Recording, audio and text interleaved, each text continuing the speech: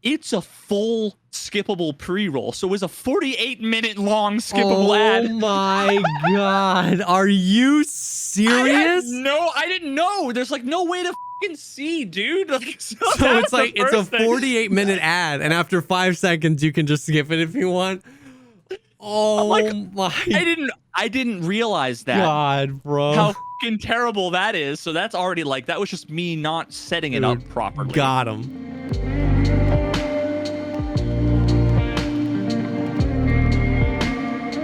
What's up, everybody? Welcome to the podcast, a show dedicated to talking about all the poggers things in life, like music, video games, and content creation. I am one of your co-hosts, JesseKazam, an Escape from Tarkov YouTuber and content creator. And I'm Veritas. I so badly just wanted to say "Daddy" while you just interrupt you with that.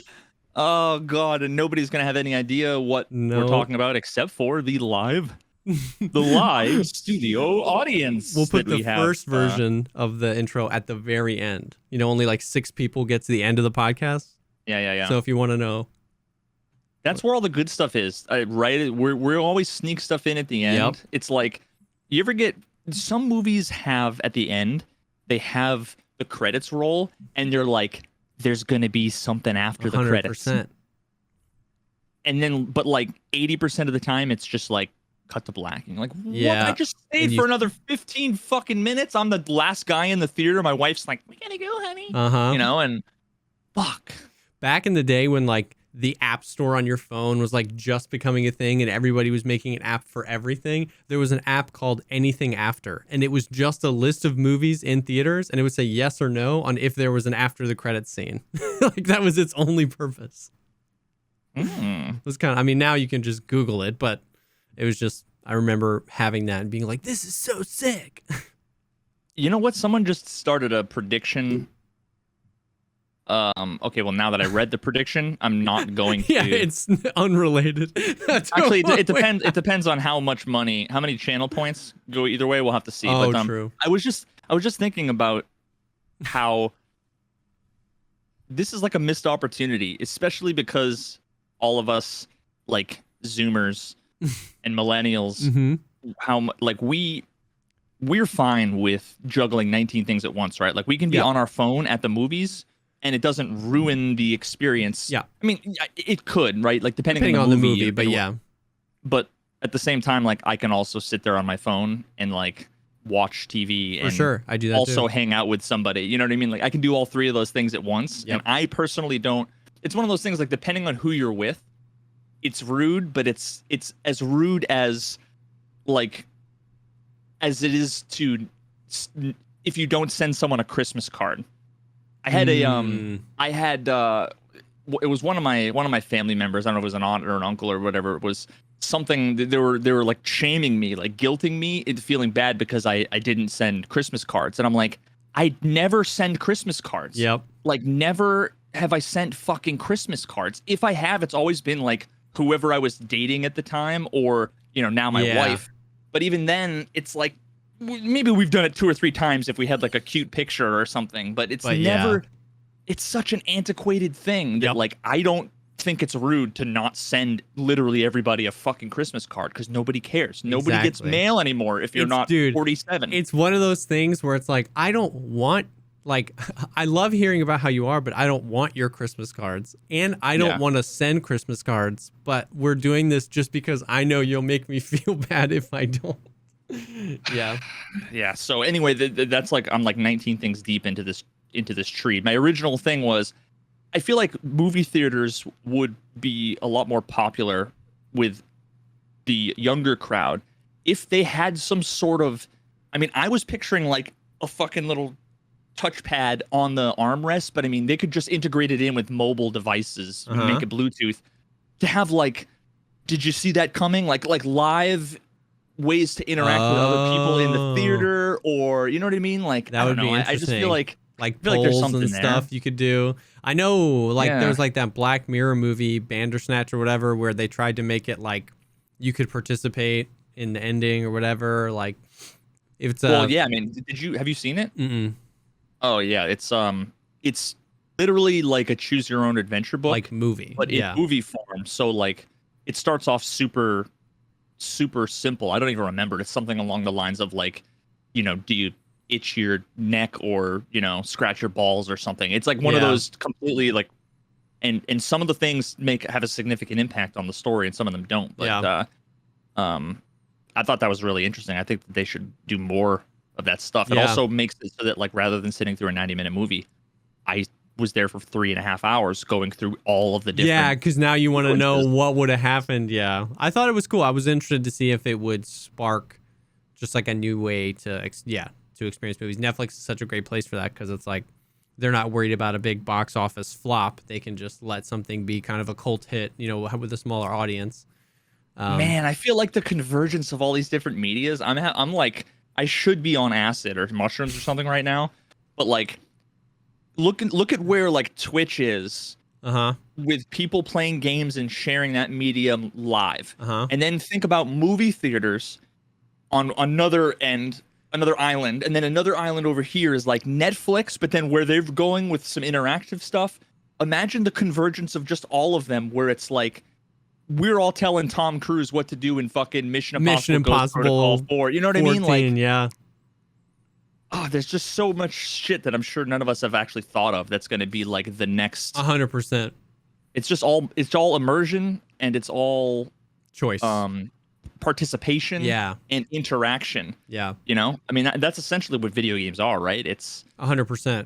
And it's why Twitch is blowing up so much, because it's your entertainment time. You sit on the couch to watch TV, or you sit on the couch and you watch some Twitch, and it's but participation in that entertainment. I can talk to the streamer. I can, make them do stuff when they're doing subathons or Bitbot or, you know what I mean, or channel points. So for sure, participation in our entertainment is definitely becoming more and more normal. Yep. Anyway, that was a long ass random preamble off the top of my head. But so I love it. There you go. But I saw you were playing some Tarkov when I hopped in. Explain today was what's going on. Today was the first day. The second day. Yesterday was like a little bit of an experiment, and then today was like, I feel like playing Tarkov. I started a new kind of playthrough sort of series thing that I've turned into. I mean, literally just yesterday, a few chill raids, low pressure, nothing big. I turned that into 3 videos on YouTube that I think people are really going to like. Wow. And then today I already have 2 like 30 or 40 minute videos. So basically what I'm going to be doing, and actually controversially enough, some people like find this, like they actually don't like it. And they like think it's lazy. I actually don't think it's lazy. It's just convenient. And I think a lot of people actually prefer it, which is full, like unedited raids. Oh, 100%. But what I'm doing is like, it's easier for me not to cut out all of the stuff in between. And if I cut out all of the dead space, people are going to be like, I wish you hadn't cut out the whatever. So it's like, fine, I'll just fucking throw them in there. 100%. But yeah, I'm doing, I mean, I have like the immersion runs at the beginning of my stream. That was like a thing I was doing for a long time, where I have no camera, no microphone. I'm just kind of like a lot of free looking, a lot of walking. It's basically role play. It's basically Tarkov RP. Just trying to be cinematic and like tactical, and like I'll sit and I try to put myself in the position where if this was me, what would I do? And a lot of times it would be, I would fucking just sit here and wait. Yep. Because I don't want to make a move, so I just end up, people might say it's like being a pansy or ratting, or I honestly do not care about any of that stuff. No. To me, it's just like I'm being cautious. I'm trying to play, Tarkov, quote unquote, how, it's supposed to be played, end quote. Like, I don't necessarily, fully believe that, but there's something to like the heart and soul of Tarkov being like, your fucking life matters. For sure. So I basically have this series that's Immersive Tarkov, and there's 2 kind of adjacent parallel lines. One is the Scavenger, where I'm trying to tell the story as if these are all like episodes in a TV series. You know how like one episode might be like January on a Tuesday, and then like the next episode might be like, a random Thursday in February. You know what I mean? Like they're just like random snippets. I don't know if I want to. I feel like this might be like spoilery Okay. And I haven't made up my mind yet, but I feel like I don't want to include any deaths. Like if I have a good, interesting raid Yeah. that I survive, I feel like that's a candidate for like the next episode. Yeah.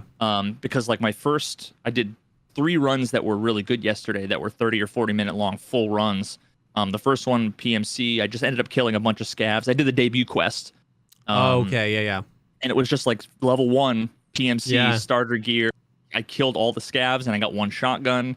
Made it out, right at the end. At the boat exfil, which I love. So for some reason, it's my favorite exfil. The smuggler's boat. Yeah. The campfire smuggler's boat. And then the first scav run I did was on interchange, and it was like I walked around for 3 minutes and in a room found a GPU and a Tetris, and it was like I literally kind of just creeped around like because I don't know where anybody is until I got to the extract. I didn't even see anybody until the end. As I'm extracting, I'm on the road. I see a PMC like kind of running along the wall, so I'm like, oh shit. So I make it over there, and I've got an AKM with a 40 rounder with BP, and I'm like, okay, but stock. So it's gonna fucking bump all over the place. And iron sights, and I ended up getting in a fight with him while he was extracting, and he was juiced. I'm pretty sure he had like an MP7 or something, but I won't say what happens. But that was like my first raid. And then the next one I did, it was I like a bunch of sick like around the corner kills as a scav. Oh, like on free customs. looking and stuff. It was like 3 minutes left, dude. And I was on customs, and I'm like, I was walking by dorms because I spent all my time over by like the silos, by the boiler spawn. Yeah, like over there fighting a bunch of player scavs. And it was like 3 minutes left, and I had the scav, and I honestly don't even know. I don't scav customs a lot, so I don't even know what the exfils are. Same. So I'm like, I don't even fucking know what I'm literally Googling while I'm walking. I'm Googling what the exfils are, and it's like I have like 90 seconds left. But I'm like, I want to go into dorms because it's quiet. There's like 3 minutes left. Like maybe Killa is there, and not Killa, Rashala, and like maybe I can grab like because this is like my 3rd raid. Maybe I can get some sweet armor and maybe a couple of nice guns. And I ended up killing a player scav. Rashala and all his homies were there. I ended up grabbing like 3 or 4 guns, and then it was like the timer was ticking down, and whether I made it to the exfil or not, you guys will have to see. But it was like it was just such a good. And then today I just had that random wood scav that had a kind of a wacky ending, but it was a crazy run all the way through. I just feel like it's just like chill. It's easy for me to make, and people love it. It's one of those things like people will eat that up, and it can be like 30 or 40 minutes long. And people want to see Tarkov content again. And it literally took me to make basically 90 minutes of video, other than actually playing the raids, maybe 15 minutes to actually edit. And I put like custom graphics at the beginning, at the end, and I had my music. Sure. But now that I designed kind of a template for my thumbnails, I can just bust them out like that. Oh, yeah. Compared to the 38-minute Mario video that just took me 2 months to do, and it's got 900 views. You know what I mean? 120 hours of work. Yeah, and there really is like a space for like full raid stuff. Like, of course, you'll get the people that are like, dude, this is boring as hell. But there's a lot of people on YouTube that either don't watch Twitch or just like to see.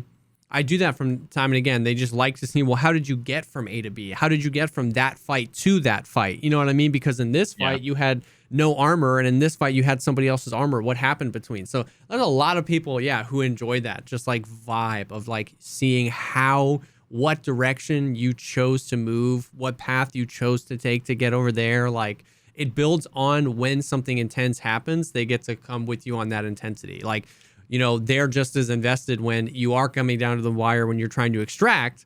That holds so much less weight when it's at minute 4 in a video. You know what I mean? Yeah. And you're like, oh, run into the extract, and like, oh, that's funny. But when you've been watching for 37 minutes, you're like, you better make it, all right? You know what I mean? And I'm limping with a GPU. And I haven't even gotten in a fight, right? But I'm like dehydrated, and the timer's ticking down. That is more like intense, like heart pumping than a fucking 1v4 in labs. So I just have, I don't know. kind of a back to the basics sort of appreciation. I love it. I've been playing all the bigger maps, trying to like have less fights, just because they all feel like shitty. They all feel bad. So I don't know. This has been a lot more enjoyable. And then the only other thing that I'm thinking about doing, I try not to involve other people because it just complicates things. Like you have to wait for stuff. And I had thrown it out there, but then I like wanted to finish the video. I didn't want to just like wait on it because it's one of those things like if I don't finish it today, I might never finish it, right? So, but I'm pretty sure that I'm going to be doing something in the future. With I want 41. I'm gonna write in basically as if I had hit F1 a dozen more times, but like there'll be mumbles like off the top of my head. Reaction. Like yesterday I couldn't jump up from the car to the porta potty in customs to get over the fence. So, you know, I want him to mumble like, man, I'm out of shape. You know what I mean? And people are gonna be like, when's that voice line in there? You know what I mean? That's gonna be because it's 41. That's gonna be so sick. Yep. Yeah. And then for the scav, I'm considering, and it won't be in the first 3 episodes, but I'm considering getting maybe a Russian streamer who might be interested in maybe doing some voiceover, and then I could do subtitles. Yep. Because you basically scripted it, so you have those as subtitles. He speaks it in Russian, and then you just have that. Holy cow, that would be so sick. I think that could be fun. And I mean, you know, if it's like 10 or 15 clever little voice lines, that would take, you know, someone like 41 not long to record. Yep. You know, and I, you know, figure out a way to make it worth his while. Yeah. It doesn't have to be like studio quality. Like just record it and it'll be a blast. Like, that's such a great idea. So I don't know. We'll see. That's the plan. I've always thought it would be cool to do like scav runs where you do the scav run. And if it's a good one, you can then go back and be like, okay, what was in your inventory at the start of the raid? You can use that to create a backstory and then like write music to it and almost like narrate like an episode of a TV show. Like how like Black Mirror is like a different story with everything. And you can like use, if you get a banging scav raid, you can like use everything you had, where you started, where you ended, what you had on you, how many meds on you, maybe informed if you had ever gotten into a fight before or whatever. And like, it would just be interesting to almost like create like a TV show, dude. Out That's of literally scav raids, like literally what I did with So the description of my first video is the second installment in my Immersive Tarkov roleplay series. This time introducing our lonely scavenger friend taking a nice stroll through his local mall, the Interchange. He seems to have been fortunate enough to stumble upon a crashed Jeep in the woods outside the shopping center that nobody has managed to scavenge yet. In it was a rusty old AK, some quality military 7.62x39 BP ammo, a nice wad of rubles, and dead man unfortunate enough to be holding onto both. And I I literally tell a fucking story. That'd be so, you know? That's so sick. And I did that because it's going to take days to find somebody to write something, 100%. Have them send it back to me. I'm like, I need to ship something. You know what I mean? Yeah, so for sure. You can iterate on it, but dude, I'm sick, fucking excited. Dude. That's cool. I think that's cool. It's like a really good way to, like, that sounds fun. Like, I need to do that. Like, not necessarily create a new account or anything, but like, just try playing the raids slower, more intentional. Because yeah, it feels like the most frustrating part of Tarkov is fighting other people. So how can you enjoy the game in maybe a different way? Especially since, it wasn't necessarily designed to be that, shift W towards storms on repeat. Like I was at my limits yesterday. When I did a morning stream, and I survived like 2 raids in like 4.5 hours, and I was just like, what am I doing here? You know what I mean? So that's cool. Me and so I'm in the same boat where it's like I want something to just change it up, make it feel interesting. Me and Sealable Bag are starting fresh accounts tomorrow, standard accounts, where we're doing 1 to 40 with only iron sights. That's it. That's the only rule. It's just iron sights only. Just because we've done that a bunch in the past, where we're just like, all right, whatever kit you bring in, iron sights only, and it's like, oh, okay. And that'll be fun. You guys will be sick. They're always my favorite raids. They're always my favorite raids because, similar to what you're saying, literally any adjustment to the formula snaps you out of basically sleeping while playing Tarkov and just makes you think again. And it's really that any sort of, so like people ask me all the time where it's like, do you want to do hardcore? Have you ever thought about hardcore? And I'm like, oh no, I love watching Deadly do hardcore and Pestly, but like that just seems, it's just way too extreme. Like I Yeah. suck at Tarkov as it is. Like I don't want to go that extreme. So Yeah, it's, a lot of rules complicates things, but something really simple like iron sights only. one thing, it's just gonna make me take fights differently. Like every time we've done that, it's been like a YouTube worthy raid that I've put up, because Dude, it's just enough to change it up. You approach the fight differently, you approach it different distances, and because you're more intentional about it, maybe you win some cool fights and you're like, this was sick. Like, you know how we've talked about like making the fights in Tarkov last longer and blah blah blah. Literally, just imagine for a moment there were no optics. I don't want this in the game, but imagine there's no optics, there's no reflex sights. It's all irons. Everybody would be like, bro, it would be like 100%, dude. 100%. Yeah, That would be so sick, dude. And you could do stuff like that. Glorious E, I don't know if you know him, but he was doing this. He was doing this the other day. He would pick a server at like a weird time that he could connect to. He would pick one single server, and he's like, we're going labs. Everybody queuing. And he just kept doing these giant queues.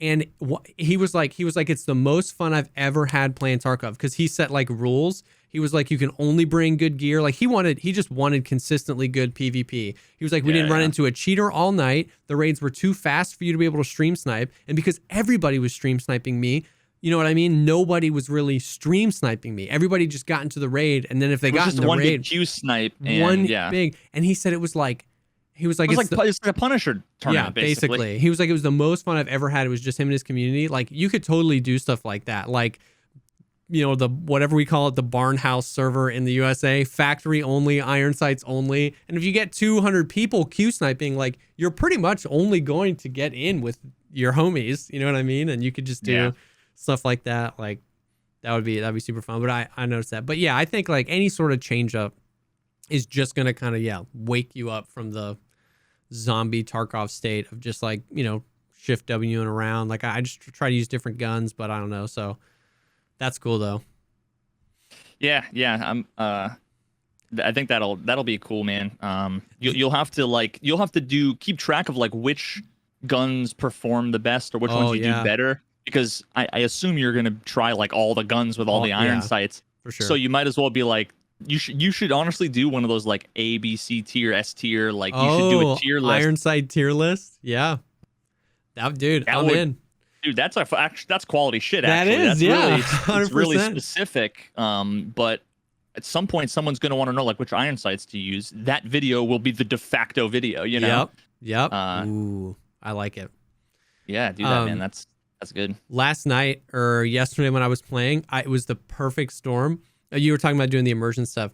So I was listening to your music, and the song "The Storm" off of the 1988 album came up, and that song has such a vibe. And I queued into a raid at sunrise, and as soon as I queued into the raid, I was like, "Oh, chat!" And I muted my mic and I turned off my camera and I just cranked the music. And I was just like walking through, free looking around, and chat was just like, holy cow, this is epic. Just the rays coming through, the orange hue in the sky. You know, you hit L and you're looking at your gun, you check the chamber, and the music. All you need is a hotkey on your stream deck. You need a hotkey on your stream deck that crops that gives you black bars. I used to have that. Yeah. Dude, it's freaking epic. So yeah, I was like, man, maybe I should do some more immersion stuff. Like that was good. You do it, man. I don't own. There's a lot of things like that. Not that I think that you would necessarily worry about it, but I mean, who knows? Yeah. I'm sure somebody has worried about it. I get people all the time that mention stuff like, you know, people will send me a message or like, hey man, you know, I got like 7 subs on YouTube and really wanted to do a video on contacts and wanted to ask your permission. It's like, first of all, bro, I don't own that. Yep. Don't call it, you know, in parentheses, Veritas's ultimate fucking headphone guide. Like, call it something else. Yeah. But none of you can make parody songs. You're not stealing my idea 100%. because I made fucking Mosin Man. Like, especially newer content creators should be more comfortable taking inspiration, doing things that are similar, especially if they feel like they can do it better. 100%. And fucking do it. Just, you know, make sure don't rip anybody off. Don't plagiarize. Yep. But people don't own styles. Nope. People don't own ideas. People don't own, you know, video types or genres or, you know, whatever. Yep.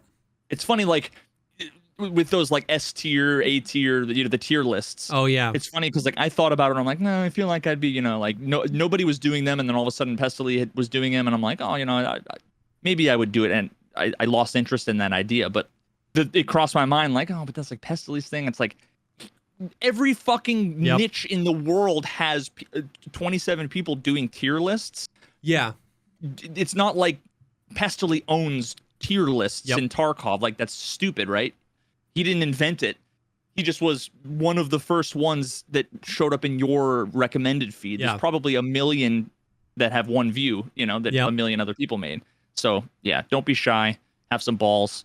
Don't rip off people, but and give credit where credit is due. Yeah, for sure. When it comes to like inspiration and whatever. I mean, like I've done songs. A bunch of my songs that I had done. Actually, one of them is one of my favorite ones. I think it's one of the ones maybe you like to. I literally don't know what the name of any of my own songs are. I can imagine you just like name them and ship them, and then just go to write more. I'm gonna find it, but it is. I named it the same name of the song that it not reminds me of, but there's like 3 chords and they're voiced in a particular way, but it's not a cover song. Yeah, it's just like the 3 chords voiced in a certain way, but played completely different, and it's a different genre. What fucking song is it? Oh my god. No, it's an older one, slower one. I mean, I'll find it.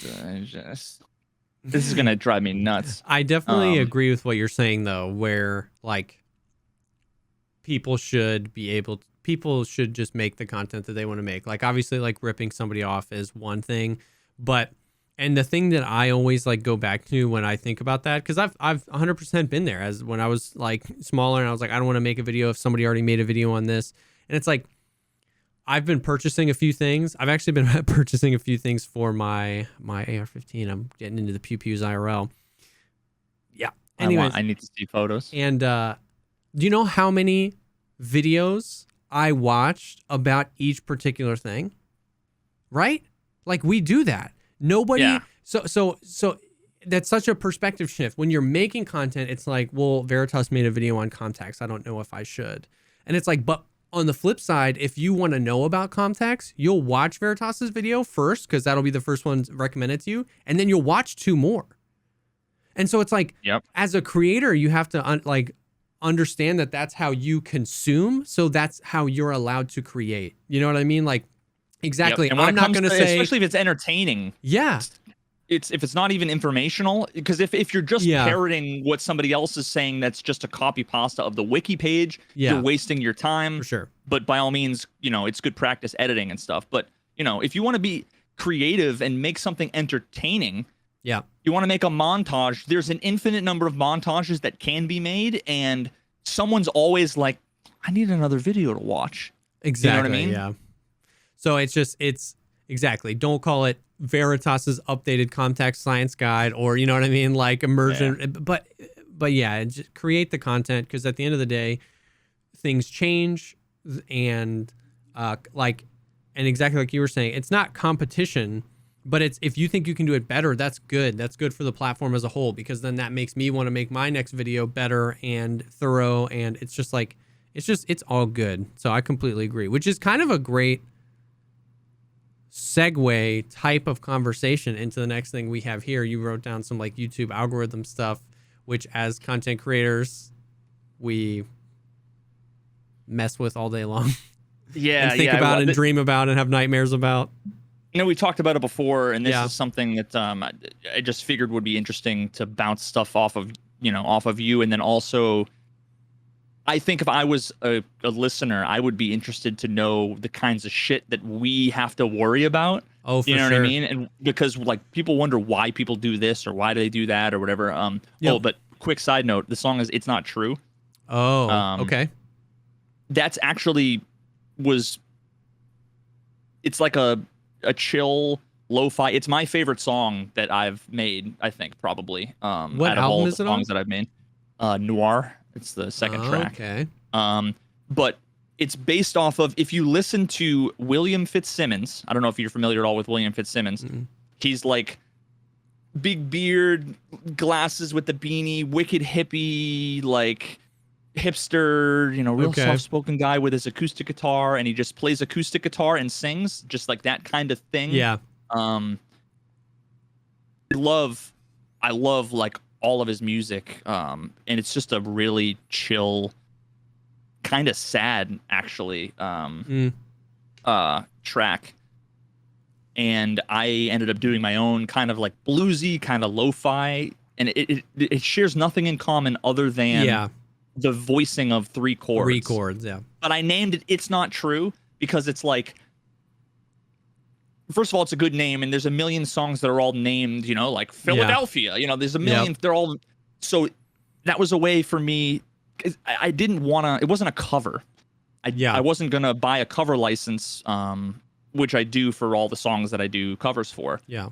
But yeah, I was like, I just feels like it. I want to be able to pay homage. You know, 100% to a small slice of the inspiration. It's not a cover. It's not directly inspired by, but you want to put that in. Anyway, yeah. So back to the algorithm. So I have been balls deep trying to learn stuff about the YouTube algorithm, and we talked about the whole speedrunning videos and how they get like no views, and it makes sense and everything. But there's been a bunch of stuff that, first of all, that I've learned recently that part of me feels kind of ashamed for not knowing. But part of me is not, because it's such a fucking black box, and everything has been said one way or another 8 million times. It's like impossible to know if the thing you heard, like I read a blog post from 2019, and it's like, this is the way that YouTube works now. Is this relevant? I have no fucking idea. You know what I mean? Yep. Like, it could have been superseded 2 months later, or it could still be the way things are. 100%. So, but a lot of the things are, I mean, I don't know if you've ever like hovered over the question mark, the little question mark buttons next to all the little things on YouTube, that I'm hovering over some of them now, being like, oh fuck, I wish I knew that. I wish I knew that. But so this all started because I was just wondering, like, how can I get more people watch the speedrunning videos, knowing that, and there's a few presumptions I'm making. Yeah. Based on myself as someone who loves like the world record progression of fucking Super Mario 64, like all those videos by those guys, Summoning Salt and like Carl Jobst and Easyscape and Bismuth, all these guys that talk about like some cool, interesting long form video essay or history of stuff. I watched all of those videos. I binge watched them all. To me, they're like, DJ Peach Cobbler. It's just like, I could just watch them all. And it's like, I just want more. I just want more. So that's partially why I started making them, because it's like, there's such a glut. There's a million people that are all like, here's my tutorial on how to do escape clip from Zelda, and there's a million of those videos. But when it's like someone explaining the 100%. History of finding like a crazy glitch and explaining how it works and like doing it well and being entertaining, like I love that shit. So I wanted to kind of take part. So basically my assumptions are, because those guys I talked about, they all get 300,000 views on the first 2 days in their videos, and their videos all get millions of views. And some of them only have 300,000 or 400,000 subscribers. So it's not like they have like 10 million subs. So there's a demand for it for sure. Yeah. And I feel as if the quality of my videos, like if I put these videos in front of those people, they would also like them. Yes. So how can I do that? So I've been trying a few different things, and I was trying to figure out like how, in order to answer that question, you need to first start with like, how does a video make it in front of anybody? Yep. There's like 3 or 4 ways. Someone searches for it. Yep. Someone subscribed to you and it shows up in your subscriptions list. It gets like auto played after a video, and or it's like in the recommended on the right side and it catches your eye. Yep. I think those are probably like the 4 at least that come to mind right now. So I was like, all right, well, the subscriber thing is a little bit complicated because I'm subscribed to, you know, like 100 fucking channels. Yeah. And it's very temporal based. Now, the fact that like I'm a content creator and I work from home, I literally like all day I'm like refreshing my feed because I'm always looking to watch something Yep. while I'm working. So, but like I can see someone who, you know, when I worked a 9 to 5, it's really easy to come home at 6 p.m. and to have there be a giant thing of 20 or 30 videos from the last 3 or 4 days that you just like haven't gotten to. Yep. So sometimes, like, if my video isn't in that batch of the first page or two, Yep. then people just won't see it. I ended up holding a poll, and it's like 80% of the people are like, I haven't seen any of your speedrunning videos in my subscriptions feed. Yep. Now, I could go down the rabbit hole of like, YouTube is suppressing my blah, blah, blah, but there's a few different things there. I think I'm skeptical that it's not showing up for people. But then also I've learned a bunch that might shed some light on that. But the first thing I did after was going down I went down this like the search to try to figure out like, okay, well, how the fuck does search work? Yeah. I always just assumed and this is one of those things that, like, you know, now that it's my full-time job, this is the most unqualified I've ever been for any job I've ever called my full-time job is a YouTuber, you know? YouTube. Because you ask me how fucking anything that I do works when it comes to mobile apps or, you know, you with your video stuff, like, we fucking know what we're talking about. Yeah. You know, like, and if we don't, it's our job to learn and it won't take us long to get up to speed. And then after a week, we're experts with it. It's not easy with YouTube because it's a big black box. They don't fucking share anything with us. Everybody and their mother thinks they're an expert on it. But one of the first thing I did was just search. I'm like, what would be something that I would want to see my video show up in the search results? And one of them was like Ocarina of Time speedrun guide. Yeah. Now, it's not.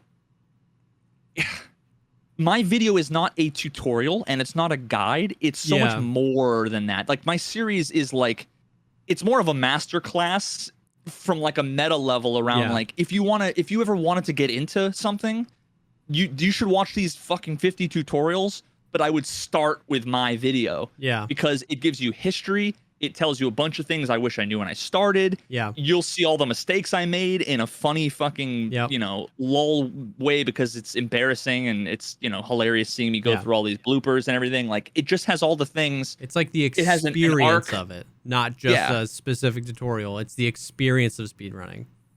But like, that's who, you know, if someone wanted to get into speedrunning, my video being learning how to speedrun Ocarina of Time in 6 weeks or whatever, like, that seems like a good start, right? Like, somebody's searching for that. So I'm thinking, like, you know, Ocarina of Time's 20 fucking years old. Like, how many tutorials or speedrun guides, how many new ones have there been in the last month? I was naively thinking, I've got 150,000 subscribers. I just did this really high quality, you know, extremely well received based on the comments, in the feedback that I've gotten. Like, this video, I think if I search OOT speedrun guide, you know, I'd get something, you know, I would be, you know, in somewhere in the top results, you know, at least maybe top 10. But that's me assuming that it's like based on like the size of a creator putting out quality stuff and having it be relevant time wise. Yeah. So went into incognito mode, did that.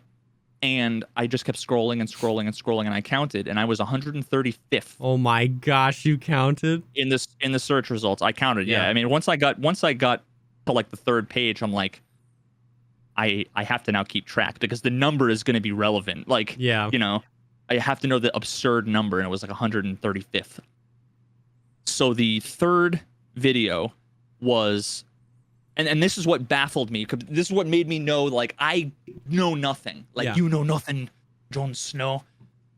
It's when I saw that the third result, and I think I sent you a screenshot, and I like tweeted this out too. The third result was, let me pull it up. So the video was want to speedrun Zelda on NES? Here's a 100% tutorial. So that's the title. Now keep in mind, my search was OOT speedrun guide. And speedrun was one word. Oh yeah. So his title had speed space run.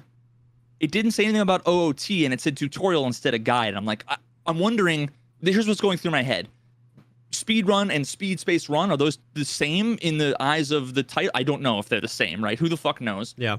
Zelda and OOT, does Google know enough to link those two together? I have no fucking idea. Tutorial and guide, are those synonymous in the dictionary, in the algorithm? Dude. I have no fucking idea, right? So I'm like, well, let me look at the tags, and I'm looking at his tags, and it's like The Legend of Zelda, Zelda, the Hyrule Fantasy, Famicom, Nintendo, NES, Zelda NES. So already, like, none of those things are all relevant to OOT speedrun guide. Yeah. So like, you'll see a theme that it's like Google seems like it has all this crazy meta information, but then also like you get to a certain point where then people will say like, oh, well, what do you expect them to have all this crazy meta information? It's like, well, how the fuck do they do any of the shit that they do if they don't? Yeah. Like, so, and then he has Zelda speedrun, Zelda speedrun 100%, Zelda speedrun tutorial, Zelda NES walkthrough, Zelda speedrun tutorial. Okay, cool. So, and that's all speed space run. He does have speedrun as one word, but those are in the tags. Yeah. Okay. But he doesn't have guide in there. So really, the only thing is speedrun. Yeah. In which case, there's like a million. So okay, let's just keep going here. I'm like going down the rabbit hole. I'm like, okay, well, my title, How I Learned to Speedrun Ocarina of Time. Part of me wants to say like learned, like learn would be guide, tutorial, newbie, beginner, like those things should all be, I don't know, maybe, because you can't put 19 synonyms in a title. It would just look like a fucking 100%, tag copy pasta, so it's really hard to try to find the balance here. I'm like, okay, well, maybe he's a bigger channel. I've got 155,000 subscribers. He has 659. Okay. Maybe he's like a well-known Ocarina of Time speedrun tutorial guy. Not really. Yep. Maybe this video was newer. It wasn't even a video. It was a live stream from 4 years ago. Maybe his description has more stuff in it. Now, his description did have like one of those, something that I just like literally today and yesterday started to do, which is like, here's my book report summary about my video and nobody's gonna fucking read this thing because you're literally gonna watch the video that's gonna tell you the thing that I'm typing out now, right? Yep. Like, you didn't come for a book report, you came for a video. Yep. So, but did have like his video said like, this is not a guide and it's not for beginners. But I'm wondering, like, it says beginners. Does that mean that it's like, oh, beginners, right? Like, wait, in the title it says beginners?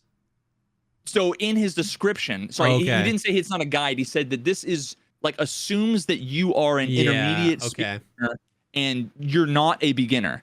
And here I'm thinking like, if I put beginner in the search, would his be more likely to get than mine because he says not beginner and mine doesn't say anything? It's like, oh, fucking A.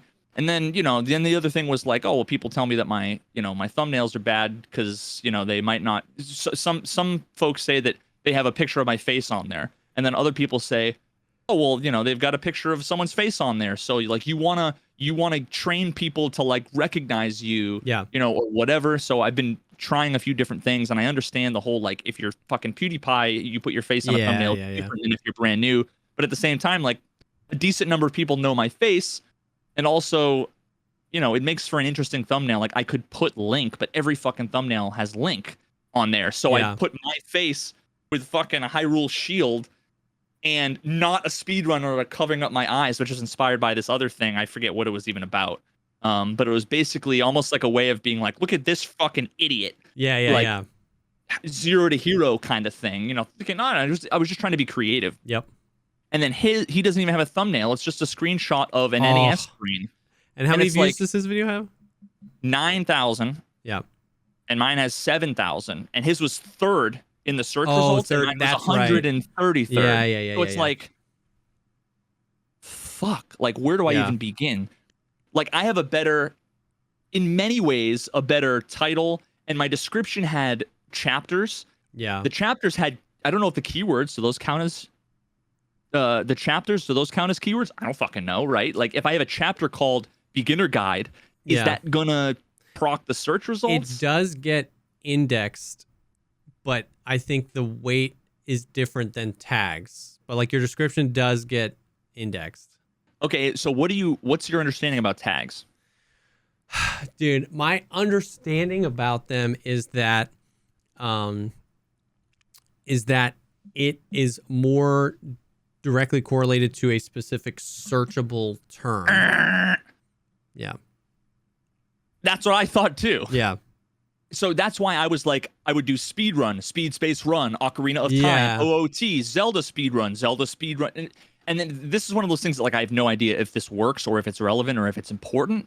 But I would do like OOT speed run guide, Ocarina of Time speed run guide, Yeah. 2 versions with speed space run, like a million fucking things. But Yeah. you can only do like the one variation of everything of one phrase before you're out of fucking space for tags. But if you go to the tag section, this made me like cringe. Because I'm like, holy fuck. Underneath tags, the title, it says tags can be useful if content in your video is commonly misspelled. Otherwise, tags play a minimal role in helping viewers find your video. That's not This is on the YouTube true, video though. This is on videos YouTube, like the details page on YouTube. This is not like a blog. Hold on. Doesn't that complete, like I thought the tags was like the search metadata. Yeah. And this is basically telling me like that doesn't fucking matter at all. It's like, okay, well then that's news to me. I think that's not true. I think that's, to be honest with you, I think that's an oversimplification of it. So on YouTube's end, so that YouTube doesn't try to make their creators think that that's the most important thing. It tries to point them. Because do you have like TubeBuddy or vidIQ or anything? Yeah, and those things all give you like a million fucking thumbs up and okay, but reading YouTube's literal community like help page. Tags are descriptive keywords you can add to your video to help viewers find your content. Okay, cool. Your video's title, thumbnail, and description are more important pieces of metadata for your video's discovery. These main pieces of information help viewers decide which videos to watch. Yeah. Tags, otherwise, they play a minimal role in your video's discovery. Adding excessive tags to your video... tags to your video description is against... Okay, so yeah, you don't want to fill up your fucking description with tags. Because people used to do that all the time. It's, I don't know, man. I mean, it's YouTube. You're reading the direct YouTube thing. It's just like, okay, so my video that I posted 2 days ago was Lessons from Beyond the Grave, and it was called How to Combat Peeker's Advantage in Tarkov. That was the name, How to Combat Peeker's Advantage in Tarkov, not in Escape from Tarkov. And I tagged it up a bunch of stuff, and I can see that Escape from Tarkov Peeker's Advantage, which is one of the tags that I used, TubeBuddy is telling me that I rank 4th in that listing. That like if you search into YouTube Escape from Tarkov Peeker's Advantage, I will come 4th. So I just opened a new incognito window, went to youtube.com, licked it, and I'm 4th. So it's like, that's not the title of my video. You know what I mean? Escape from Tarkov Peeker's Advantage is not the title of my video. So if I hadn't put that in there as a tag, how would I have ranked 4th? Your description is learning how to combat Peeker's Advantage and Escape from Tarkov. Yeah, I'm not saying I'm not saying that tag was the only thing, but I just like, it's got to be like, it also tells me that I'm ranked 2nd in the tag JesseKazam. And if you just look up JesseKazam, the second video is that video. Why are you ranked 2nd? Because one of my other videos is ranked 1st, just a different video. The one I posted today. I thought you were saying like your channel. Yeah. I was like, there's an imposter. Bro. I mean, I'm probably this. I'm definitely like the Project Veritas is bigger than mine. Yeah, that's a whole other ball of wax too. Like part of me is like worried that like I'm like flagged as some like weird conservative news thing because of the affiliation with that. That's a whole other thing. So I'm definitely not saying I think that tags play a huge weight, but I definitely think that feels like, from what I understand, YouTube is definitely underselling it a bit in that documentation. I kind of want to like, and here's the thing, this is like sad, but I feel like it would, I don't want it to hurt my, like what I'm doing, right? Like if you just post a video that's like a test video, is that going to fuck up your placement and the algorithm? You know what I mean? Like who knows? But like I would love to take a video and then put literally like nothing in the title and in the description, but and put something extremely specific, you know, Q1789884, you know, like really fucking specific in the tags, and then like search for it and then see like, does the one with the description come up? Because everything I've learned in the last 72 hours tells me that the reason why your video has come up fourth is not because of your tags, it's because of your title and your description. Because you have Peeker's Advantage, Tarkov. So if I just do Tarkov Peeker's Advantage, so if I do Tarkov Peeker's Advantage, the listing of 4. So one of Sacriel's videos from 6 months ago is third. That goes away. Yeah. Yours becomes third, and then some other dude doing a Peeker's Advantage ping test then becomes fourth. Yeah. But it's like, but why? Dude, it's complicated. It's weird. I definitely don't claim to be an expert in any stretch of the imagination. The way that I feel like the title, I feel like the description, I don't know, man. I view the title as like getting somebody to click the video. Like I don't think through my titles through the lens of how do I get this on somebody's youtube.com homepage. I think through my titles as it's on the homepage. How do I get you to click my video amongst everybody else's video? And I use tags and descriptions to get my video to your homepage. And I've had success with that. Yeah, so I used to, this is actually be interesting to go back and look at like the evolution of my, because I usually look at like my thumbnails, but to look at like the evolution, the more popular I got, the more I felt as if I could make titles and thumbnails that were 100%. Not I don't mean clickbait, but like no, yeah, they're just like a question mark, you know, 100%. Like you know, because 100%. you know it's going to be in front of a lot of people, so you want it to stand out amongst 10. Yes. Whereas when you're brand new, you're like, my video, I need, like, I put every tag here because I just want somebody to come across. Yes. You know, so like, if I scroll way back, you know, like I would always have like, you know, some fancy title like Loot Goblin episode 1, but it would be like Escape from Tarkov item case full raid. You know what I mean? Like the second half of the thing. Yep. And I definitely found, you know, I was probably doing that a little bit less and less, because it's like I felt like I could make it less. It's like when you want to do something that's like, no, man, this song is like it's not like a pop song, dude. It's my fucking art, you know. Yep. I don't care. Like people are gonna like it or they're not gonna like it, kind of thing. It's like, okay, you could do that when you're the Beatles. 100%. You know? No, and but you're absolutely right that like when you are crushing it, it's actually, I think, better for you to like ease off the titles into like the more like weird, funny, just like random, because exactly, you're getting people, you know, the question isn't how do I get this on people's homepages? The question is, it's there, how do I get them to click on it and not the other 30 videos they see? And that's a completely different thumbnail, or that's a completely different titling strategy. You know what I mean? So when you're crushing it, when Tarkov drops event and you were making those videos that were getting hundreds of thousands of views, the algorithm is like, the minute you post a video, it's on the homepage, then you can ease off those titles. So I completely agree. I think the answer to this, like, I think the YouTube algorithm is so complicated that the answers to these questions is actually different if you're posting a speedrun video versus you posting a Tarkov video. Totally, 100%. So which is what's even more, you know what I mean? So the way I look through things is I've only ever posted Tarkov videos on my channel, and I'm posting more Tarkov videos. So I can look through it through a different lens of you're now posting different content to your channel and then trying to figure out the algorithm all over again. When I went to, this is how my brain works. When I was going to pick up my coffee before started the stream today, I was thinking in my head, I'm like, a really interesting YouTube series, and I come up with a YouTube series idea every 45 minutes, like, you know, and none of them ever come to fruition. But it's like, this would be an interesting thing for a podcast, a whole totally separate channel. I don't know. But what I was thinking basically was like decoding the YouTube algorithm.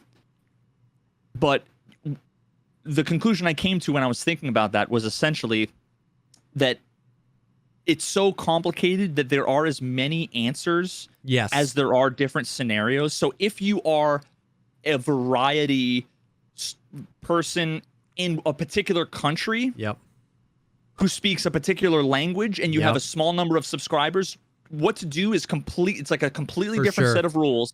So, but everybody is under the impression, everybody thinks that they're an expert.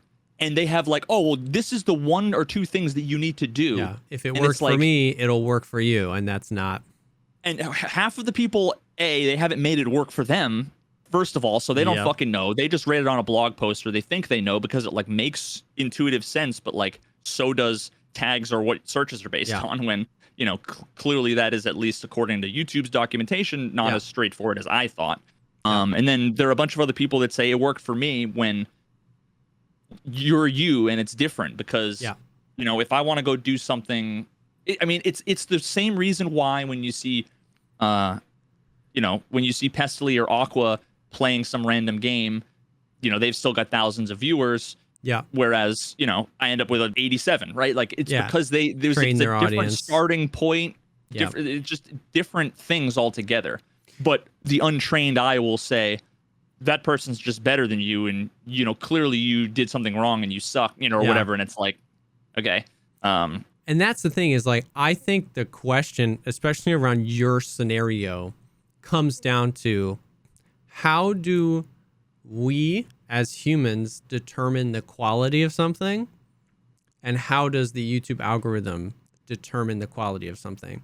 Quality and relevancy. Yeah. So if you ask me, when I search a term and you know, what determines the quality, some of the things like a Venn diagram are similar, like the thumbnail and the titling and stuff like that. But also a part of it will be like the like to dislike ratio, right? Like if it's got 99% likes and there's a different video with a similar thumbnail that's got 40% like to dislike ratio, I'm probably not going to click that one. And your videos probably have a great like to dislike ratio. So, but if you look through, they're not my Tarkov ones are better than my non-Tarkov ones, but the non-Tarkov ones they're always usually around 90%. Yeah, it's still which is low. It's still, but, and I think what I'm trying to say is like, and then if you ask the YouTube algorithm, you know, a borderline sentient computer, how to determine the quality of something, how would it determine the quality of your speedrunning video? You know what I mean? It's going to take into account how many people clicked on it and then clicked away. Yeah. So how many people watched it based on the past 10 videos you've put out? Things that we as humans wouldn't use to it. So that's why I think it's so different. Like, my bet is that those videos, the speedrun videos you did on Ocarina of Time, will have a better long-term growth than most of your other Tarkov videos.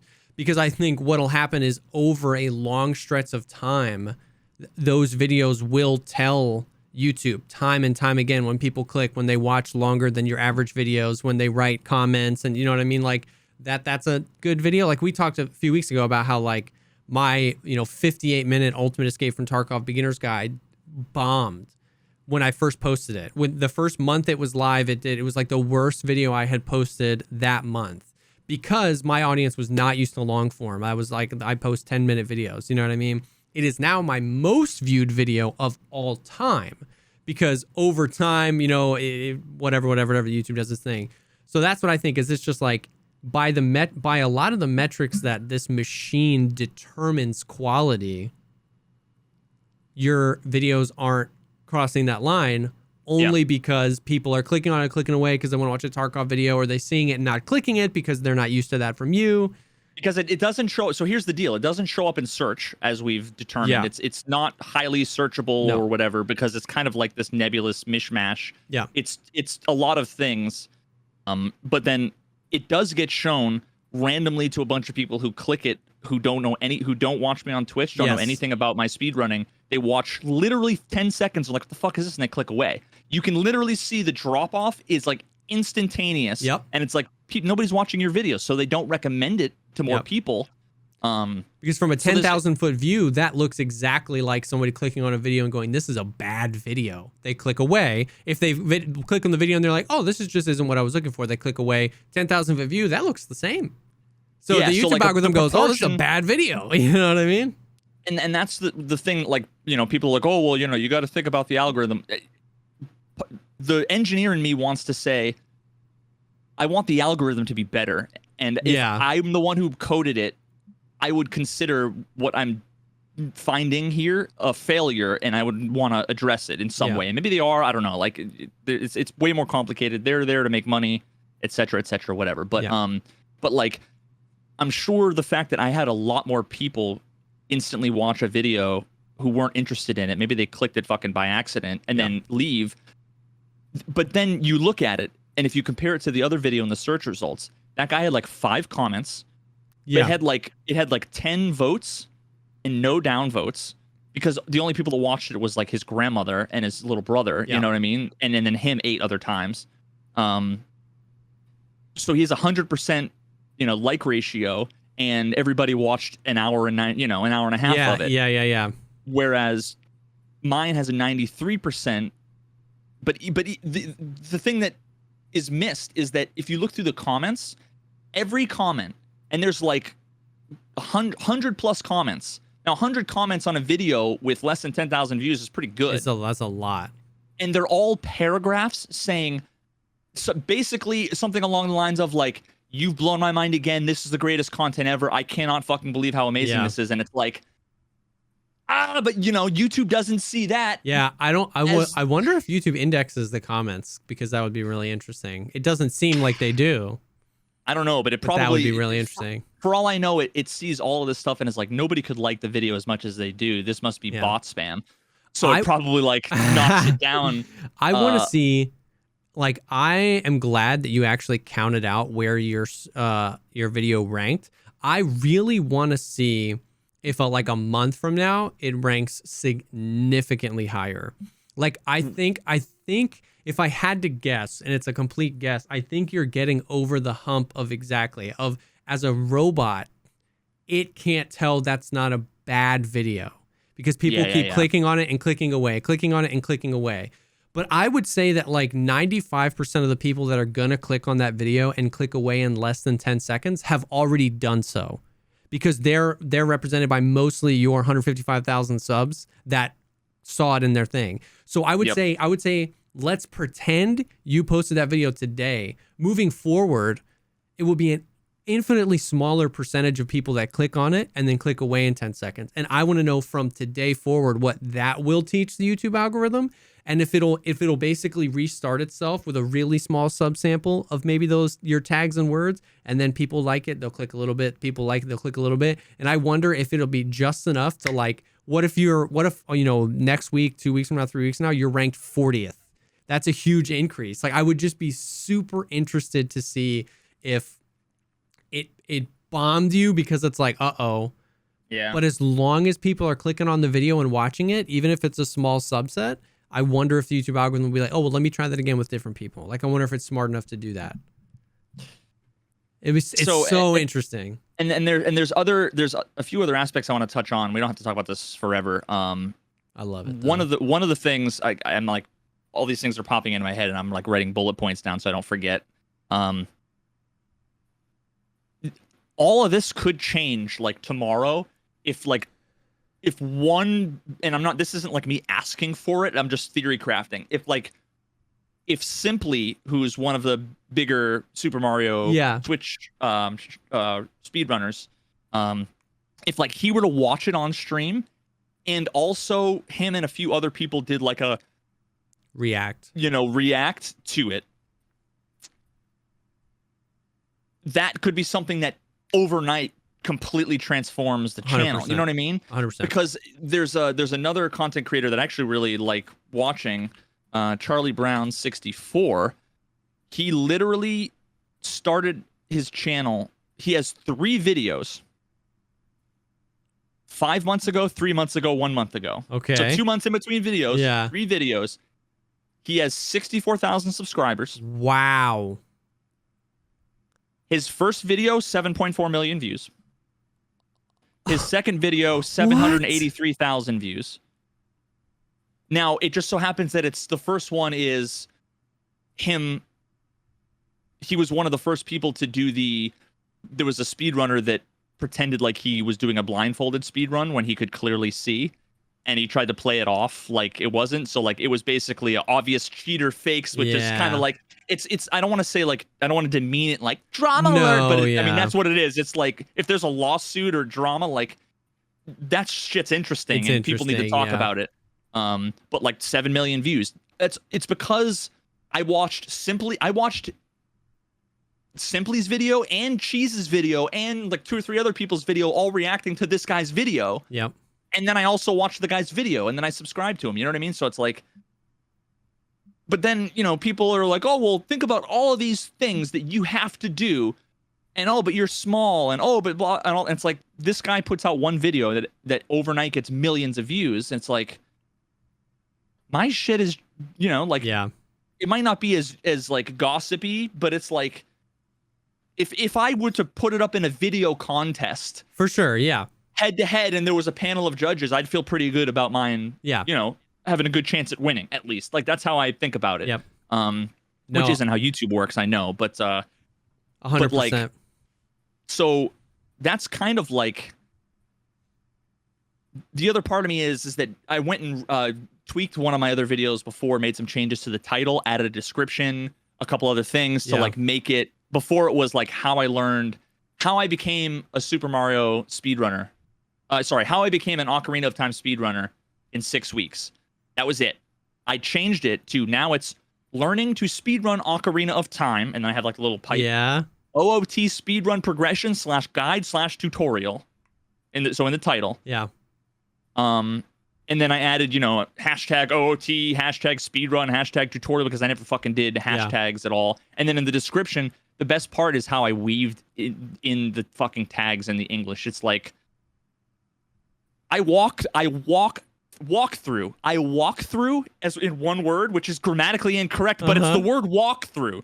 I walk through the different speedrun categories like any percent, 100%, etc., touching on concepts like arbitrary code execution, ACE, stale reference manipulation, SRM, and more. Yeah. I break down I list all these fucking things they're all tags in sentence form.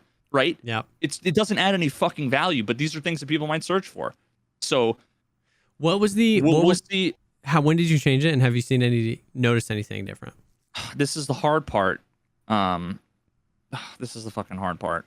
It's basically impossible. There's too many moving parts. It's basically because impossible. I'm putting out new videos that are all linking back to this. Now, here's the thing I wanted to talk about, because I tried something, and this is an experiment. My money took an F for the team to learn something. I went down the Google AdSense advertising hole to advertise 2 of my videos. 2 different types, 2 different ways. I'm like learning how it works. It's really fucking confusing. But I spent, for the first video I did, over the course of 4 days, I spent $715. Okay. And what that did was I believe, put my video in like the upper right hand corner of the list, like the up next, but kind of like the suggested sort of thing. So it put it there. And I originally had picked like all countries. I'm like, why would I limit it? Brazil, fucking blah blah, like all these countries. There's so many fucking aspects to this, so I'm gonna have to cut a bunch of this out. But I did like all the countries, and I just put a bunch of things like anybody interested in speedruns, Zelda, blah blah blah, Nintendo, whatever. So I spent $700, and over the course of those few days, I got, where are you? The ad itself got 1.1 million impressions, Okay. and it resulted in a little bit more than 14,000 views. So, but now keep in mind, Yeah. it had 8,000 before. Yeah. Now, money wise, this is god awful. I made like $3 in ad revenue, and I spent $700. Yeah. So like, it's absolutely terrible. Yeah. But it was like, I need to You want figure to out learn something. Yeah. what if it's that it's not in front of enough people, let me put it in front of more people, because Yeah. there's also the possibility, I don't believe this, but there's a possibility that my videos are just like that the 3,000 people that comment that are like, this is the greatest thing of all time, they are the minority, and everybody else is like, this is trash and shit, and it's the worst thing ever, and nobody would ever like it. Maybe that's the case, right? I don't think so. But how am I supposed to know? So it went from 8,000 views to now it has 21,000 views in like 2 or 3 days. So almost tripled. So, and if I go to the analytics for that video, because before it was like -3 subs and like I made like $1.82. Yeah. Now the video is $26 in revenue, and I've gotten 1,600 new subscribers. So it's like, okay, well, that makes the $700 a little less shitty. That's super interesting. But then it's like, it got to a point where I had it where it was $100, $150 a day. It was like the maximum thing, and it was just serving it out. But then I started looking through, and I'm like, these numbers aren't great. Like, I'm not really loving like the analytics I'm looking, because you get to see the view rate and the impressions and blah blah blah. And I ended up looking, and it was like 90-something% of the traffic was like Indian and Asian countries, which it was like, there's nothing wrong with those countries. No, let me say that right now. yeah. But it's just like, that's not my target demographic, I guess. You know what I mean? Like, I would expect United States, Canada. I know that like when it comes to my videos and my streams, it's US, Canada, UK, Brazil, some other South American countries, some other European countries, Russia. But those are those are like 85% of the views. Yeah. So the fact that I'm paying $700 to have it, it's like it almost felt like going to one of those third-party places where they're like, we're going to help do your app store optimization. For sure. And it's literally, you realize afterwards, I've worked at companies that like realize this afterwards, that just paid this company like $3,000 to just have a bunch of people who barely speak English. All they did was rate it 5 stars and was like, this app's so great. I love every feature of this app. I'm definitely using legitimately. And it's like, and then after 2 weeks, all of those reviews go away, and it's like, why? Oh, because they were fucking flagged as spam because they're not real. And it's almost like it came, but this is from Google itself. Yeah, it's just like, it just felt like the CPM on those, the average CPM is 35 cents. Woof. That's terrible. That's terrible. So then I did another experiment. Okay. I stopped it early. This was the first Super Mario 64 video I did because it had Mario on the thumbnail. Yeah, it had a different strategy. So I'm like, let me see that. So that was only 1 day. But what was different was this was a pre-roll video, like a pre-roll ad, a skippable pre-roll. So like, it was one of those skip things, how to like, you usually have like 30 seconds. Now, that's what I thought it was going to be. It's so complicated setting this shit up. I've never done this, You need to make like a campaign and then an ad group and then placements and then demographics and then tie them all together. And then like, I thought I did it. And then 4 days later, I was like, why is nothing happening? It's because I didn't attach these. It's fucking complicated. But the best fucking part of this. So what I did was I wanted to make it so that I want to be more specific. Okay. The CPM on these was $8 and change. Whoa. So now keep in mind, this is the CPM I'm paying, right? Like normally when we talk about CPM, that's what we're getting, but this is what I'm paying. So, okay. But yeah, $8.71. This had 7,000 impressions compared to 1.1 million. And it ended up with the video getting about 1,000 views. So it's 1/7 basically, like impressions to views. So you have 1 million to 10,000 versus 7,000 to 1,000. It's I mean, this was 10x more more views per impressions. But I stopped it because it didn't feel great. Yeah. So here's what I did. I was like, my theory is that people who watch Summoning Salt, people who watch Carl Jobst, people who watch Bismuth, all those channels that I love, that they all put out one video a month.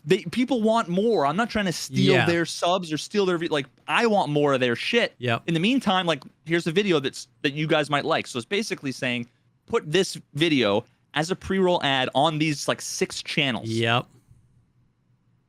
And first of all, this is so awkward in so many multiple ways.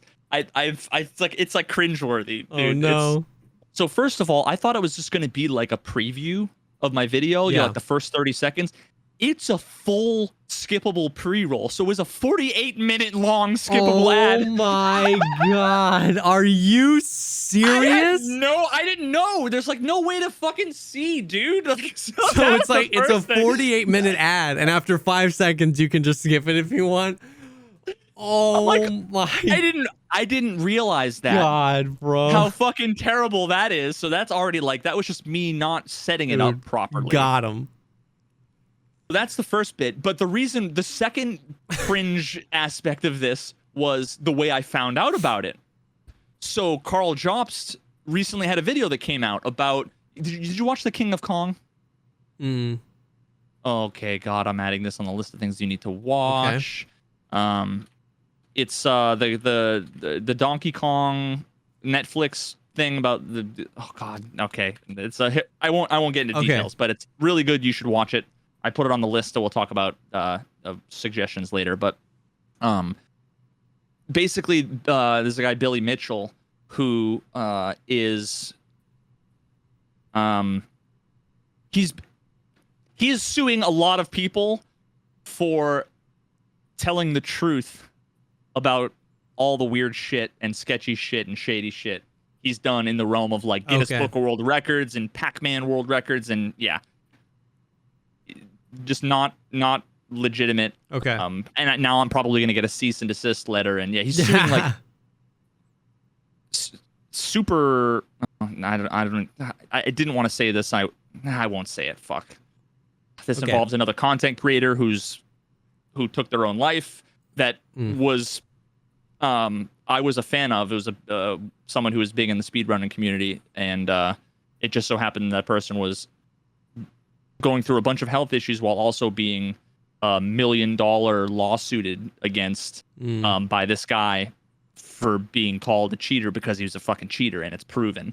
Yeah, so fucking sad story. But anyway, Carl Jobst put out a video about him and some other folks regarding like the Donkey Kong retro game lawsuit community and Guinness World Records and all kinds of other bullshit. So I was super excited, ended up clicking on the video.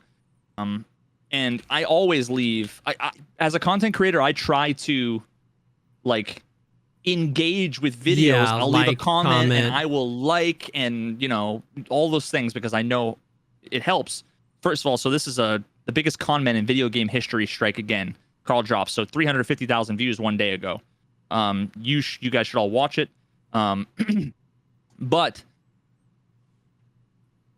I left a comment that was making a joke, like a snarky joke about like before he's like essentially trying to get like 100% lawsuit world record. Like it was a really dumb, just like tongue in cheek joke.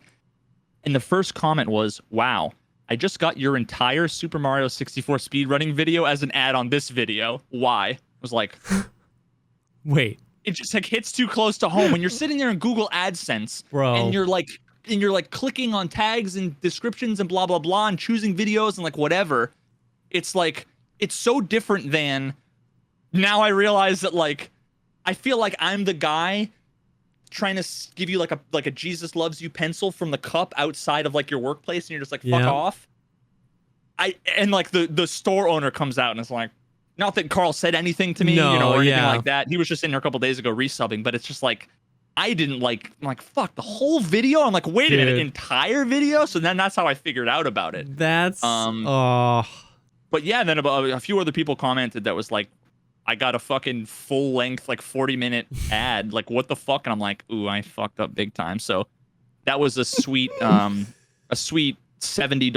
down the, well, $70 for 1,000 views. I don't know. I wonder, I'd have to do the math and then also look to see how many subscribed and if those views were more valuable, because that was just only in US and Canada. Show this as a pre-roll ad on only these 6 channels. That seems like a way smarter. Yeah. But what I'm going to have to do is I'm going to have to make like a 60-second advertisement video outside of YouTube. Yep. Like as if I'm like Dr. Scholl's or something, right? Like as if I am someone who needs to advertise my product. It just so happens my product is a YouTube series. I don't know if I want to do that. It seems kind of fucking lame. But at the same time, it's like, it's marketing, you know? You got to do what you got to do. And trying to do what we were saying, which is like get your video in front of the eyeballs that want to watch that type of content. Because like we said, like you can prove that people want it.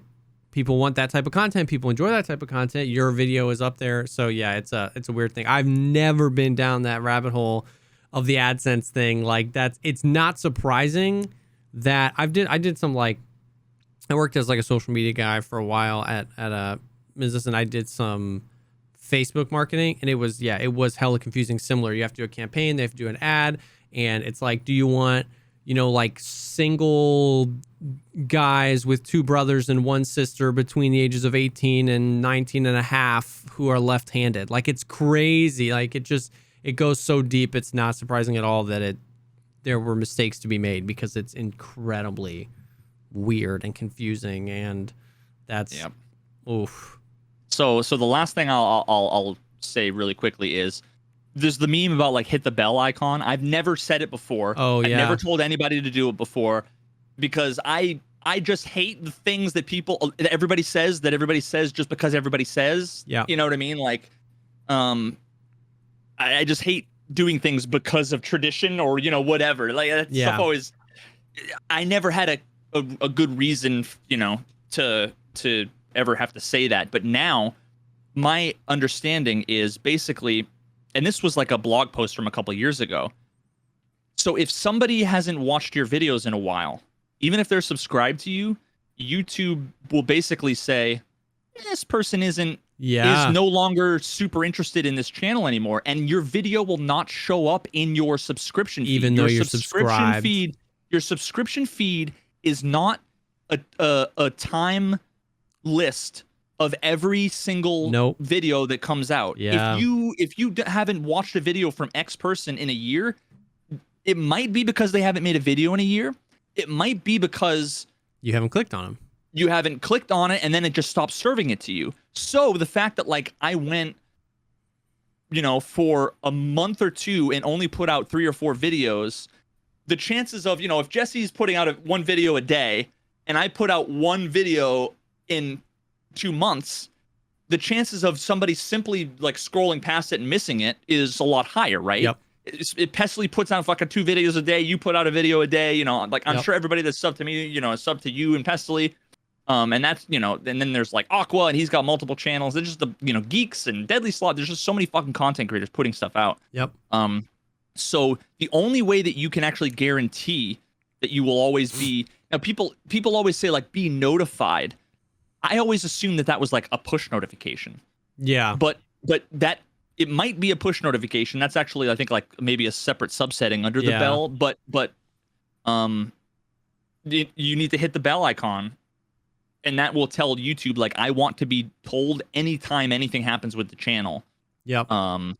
So I'm gonna at some point I especially with like my immersion videos and the speedrun videos, it feels shitty anywhere in there to be like, hey guys, can you please hit the bell and let me give you a 90-second explanation for why you should, because it's important, and I'm not just telling you because the same way everybody tells you, I'm telling you because it's literally the most important fucking thing in my entire career. You know what I mean? Yeah. I literally edited those 3 Tarkov videos, and I'm like, Yeah. fuck. Like I wanted to use that opportunity in some of these Tarkov videos to like, Yep. hey everybody, now that you're paying attention, I have these things. Yeah. And, you know, because a lot of people like, I didn't even know you fucking posted videos. Yep. But I've already fucking done it, and I haven't said anything because they're immersive, and I don't want to distract you. Yeah, from anything, you don't want to so. feel like it takes away. So I'm at some point, I'm gonna go through and probably put it in like the community tab or tweet it a bunch, or, Yeah. or you know, tell people in chat. Yeah, that the bell is relevant, and now I want to go back through all my subscriptions because I probably haven't seen like Yeah.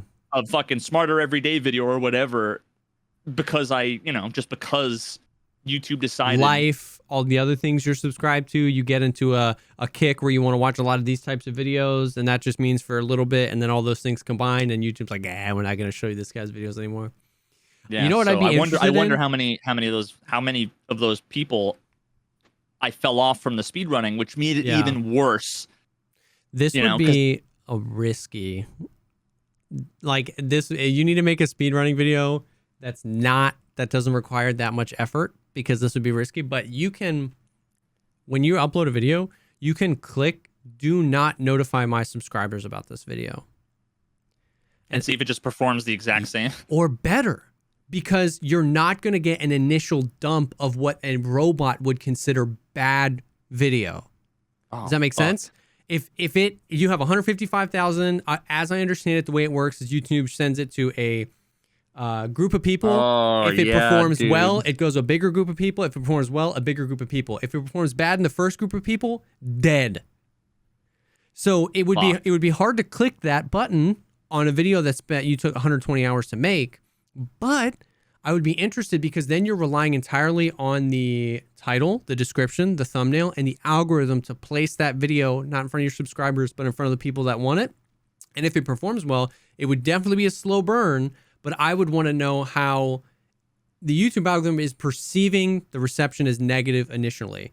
If you take that out, will it slow burn and perform better? That would be an interesting thing. I mean, I might do that with my next Mario video, because if I look at the analytics and if I just look to see where the views came from, because it has 1,000 views, where do they come from? My channel page is 15%, YouTube search is 3%, external, which is probably like me tweeting it and stuff, is 5%. Browse features is 63%. Yeah. What is browse features? Browse features does that include is a lot of things, but as I understand it, browse features is like youtube.com enter.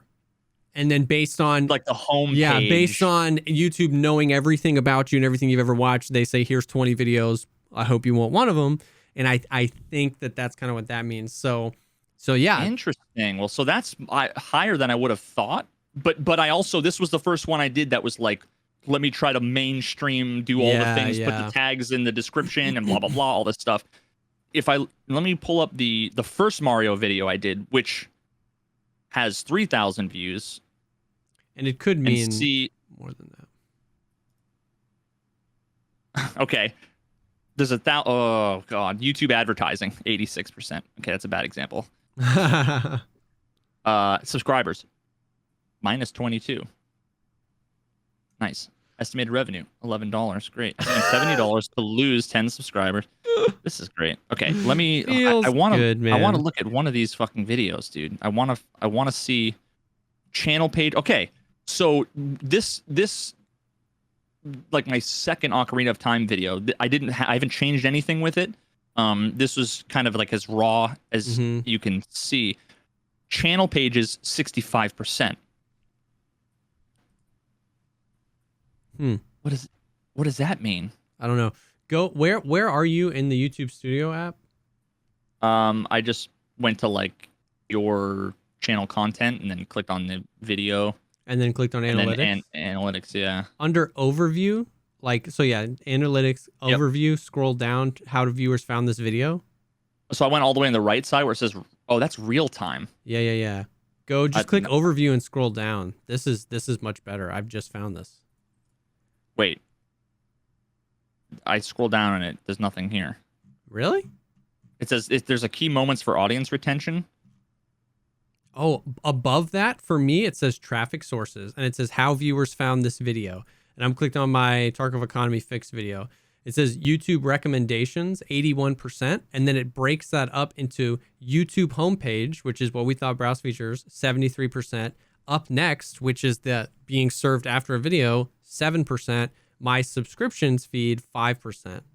So this video like crushed on the homepage, like on just youtube.com. And the subscription. Okay, so I ended up looking. Okay, so I found a traffic source thing. It's probably different, but it shows like a graph, like a bunch of line graphs. So yeah. So yeah, browse features, I think is. So yeah, let's compare. So this is actually useful. Let's compare the percentages. So what's do you have external as a source? Not on this, but on this I do, yeah. Okay, so what percentage? See, I don't have. I think I'm looking at because it doesn't have a percentage. I have external. I was just gonna do the math because I have 10,000 views. So maybe less than 1%. 500 views out of 42,000. Okay, so external for me was 33%. Because I tweet like everybody fucking watch this, please, and I've got 22,000 fucking Twitter followers, and it gets retweeted by Carl Jobston, by Cheese, and whoever. Yep. So okay, then browse features. What's yours? It's like 80%. So browse feature for me, 25%. Yeah. Channel pages. That's 20%. Like 1%. What the fuck? 2 or 3%. What about suggested videos? Like 10%, 8 or 9%. Okay, yeah, mine's 5%. Interesting. Do you see your impressions click-through rate? Mm-hmm. What do those numbers look like? Mine are like 1 to 8%. My on browse features, 16%. So that's why like my video. And mine's 2%. My video performed heavily well on YouTube.com. Enter, people would see the thumbnail, they would click on it, and that's where all my views came from. That's where people were clicking on it. Yeah, and then YouTube search, 10%. Oh, you can see the view duration, dude. I need to look at this more often. This particular page. Yeah. Like the people who viewed my video from playlists, the average view duration 40 minutes. The people that got it from notifications, 7 minutes. The people who got it from external, 2 minutes. Yep. That's not very surprising to me. I think that also means that like posting on Twitter, like I feel like I could also be hurting myself. Yeah. If a bunch of people are just going to click on it because it gets retweeted, but maybe I don't know. Oh yeah, I don't know necessarily hurting yourself, but it's definitely interesting. Like what's the psychology of what you're trying to do when you're on Twitter? You're just scrolling, and if you click on a video because you're like, oh yeah, somebody posted a video, and you see a 48-minute video, what are the chances that when you sat down to be on Twitter for 2.5 minutes while your Hot Pocket is microwaving, that you'll click on that and then stay invested? Whereas if you're on youtube.com, you're much more likely to be invested in watching a video for a little bit. So I wouldn't say it hurts. Maybe people add, to watch later from Twitter or something like that. But it doesn't surprise me that from external has a really low average view duration.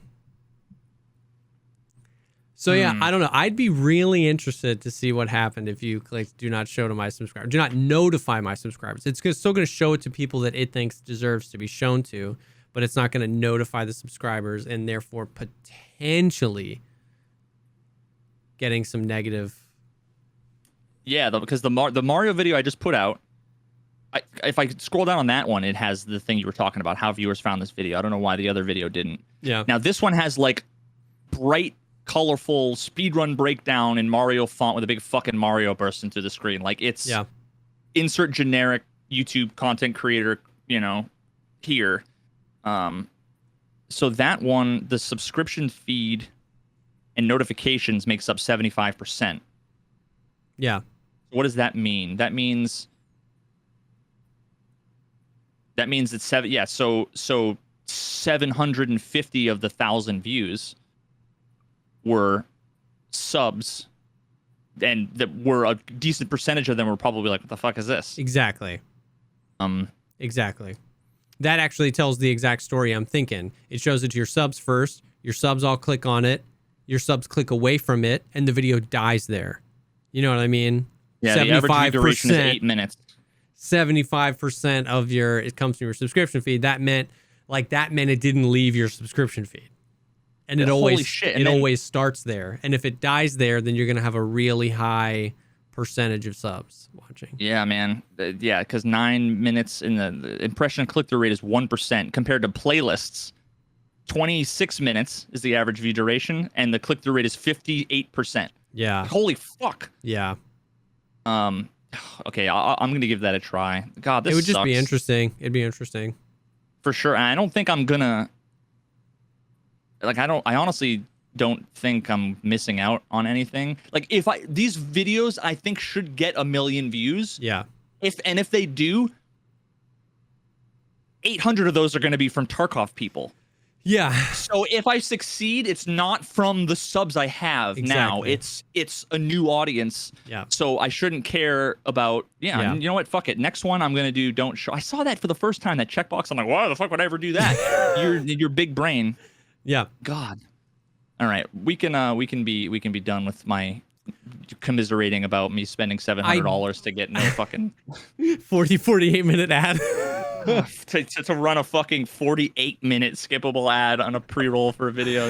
I stopped it because now I'm so embarrassed. I secretly hope he didn't see. I do hope that a few people that listen to this found that conversation interesting and insightful into people who do this like we do, who take it very seriously. I think a lot of people don't understand the game. Like, people think it's like, film, video, click, upload, print money. And it's a psychological mind game where with one hand, it is rewarding you for doing well, and with the other hand, it is punishing you for doing well. You did too good in Tarkov. They go, you Tarkov now. You know what I mean? Like, the algorithm isn't set up to be like, oh, he's trying something new. Like, let's show that to a different. Nope. You know what I mean? So it's a mind game we play. And so I hope it's just insightful for some people that it's interesting stuff. I mean, I've spent I know we have a lot of new content creators, like, researching this stuff and doing tests. And I know. Oh no, sorry. No, I've gone through thumbnail iterations, titling iterations, color, the text on my thumbnail, color iterations. Like, we still don't know what works. And we still don't know what works, bro. All any YouTuber, many changing variables. Yeah, all any YouTuber ever knows is just that this worked better than that. That's it. Nobody knows what works. All they know is they did that, and that didn't work so well. They did this, and this works well, so they do that more. It's crazy. You can try and infer, but you need to be a data scientist to really be 100%. Competent. So I hope the last thing I'll say before we move on is that there are some people that literally just they meme out all day. They're just like fucking just. I'm picturing like Anton, like memeing out, just like blazed and chilling and whatever, and then like you just have your editor put together a video, and then like there are some people. Yeah. And you can absolutely succeed without knowing anything. Not to say that Anton does. That's a bad example. But you can you can so many people, they succeed despite being ignorant of all of these things. Yeah. And then other people who put out better content or more regular content or whatever, try to put in all this research and try so hard and don't get a tiny bit of the fucking results for one reason or another. Anyway. Yeah, it's the platform where knowledge can be super helpful or irrelevant, and it's the platform where being completely unprepared for everything could make you irrelevant or make you $1 million. It's crazy. But yeah. All right. What I want to do real quick, if you don't mind, is I went through all the messages that we had, and I picked out three from the viewer messages. We got a decent amount, more than I thought. So I was stoked to listen to all of them. Yeah. Most of them, it looks like there's like a minute limit, is my guess. So being a minute long, that can get, potentially kind of lengthy. There's only so much time we have when I fucking ramble on like an idiot for an hour and a half. But I picked out three. Everybody that sent them, like, keep them coming. Feel free to send more. Yeah, for sure. I listened to them all. And we still have to figure out. This is a whole other ball of wax I won't even get into. But I got to have you get access to that on shit. Anchor. Yeah.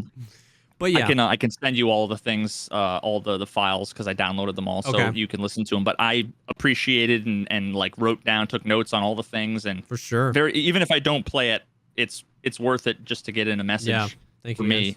So keep them coming. But yeah, let me try this out. So the first message is from Brewski, and let me see. You'll have to give me a thumbs up if after it starts playing you can hear it audibly. But this is Brewski.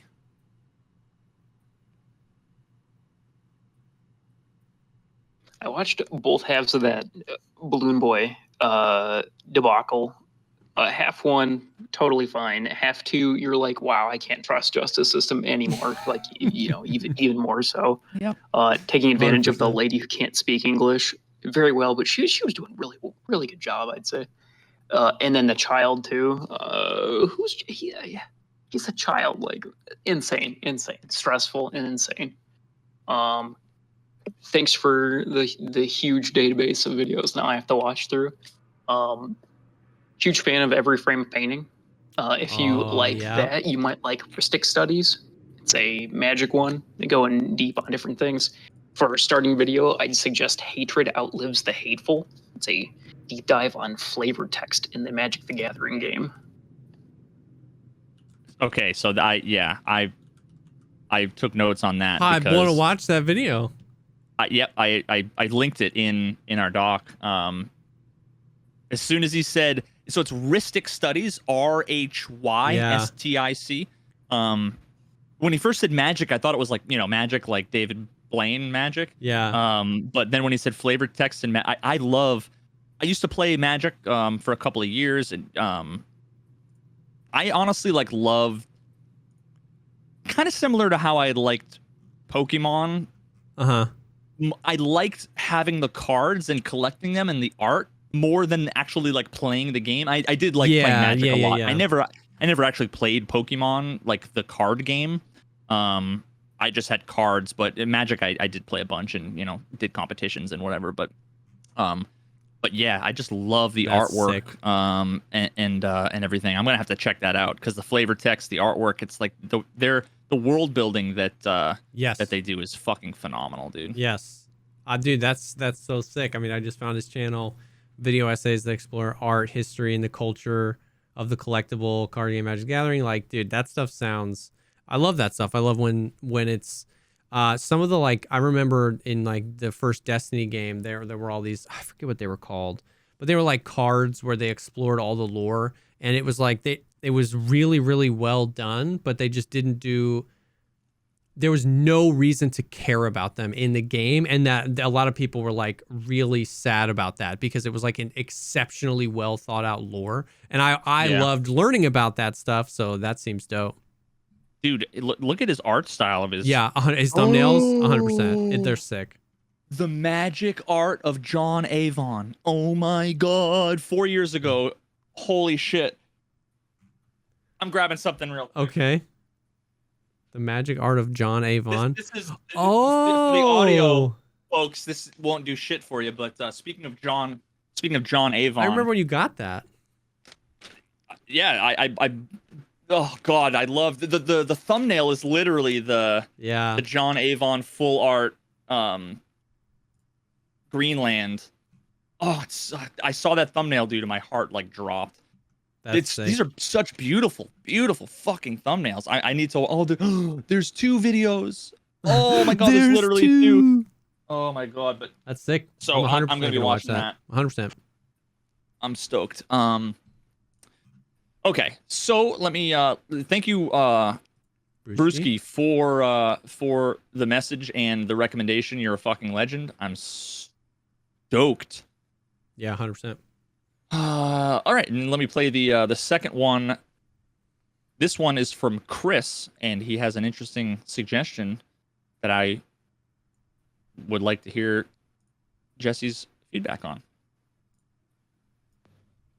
Hi guys. On episode 54, Jesse, you were asking for a MMO to try, and I'd like to put a suggestion for Destiny 2.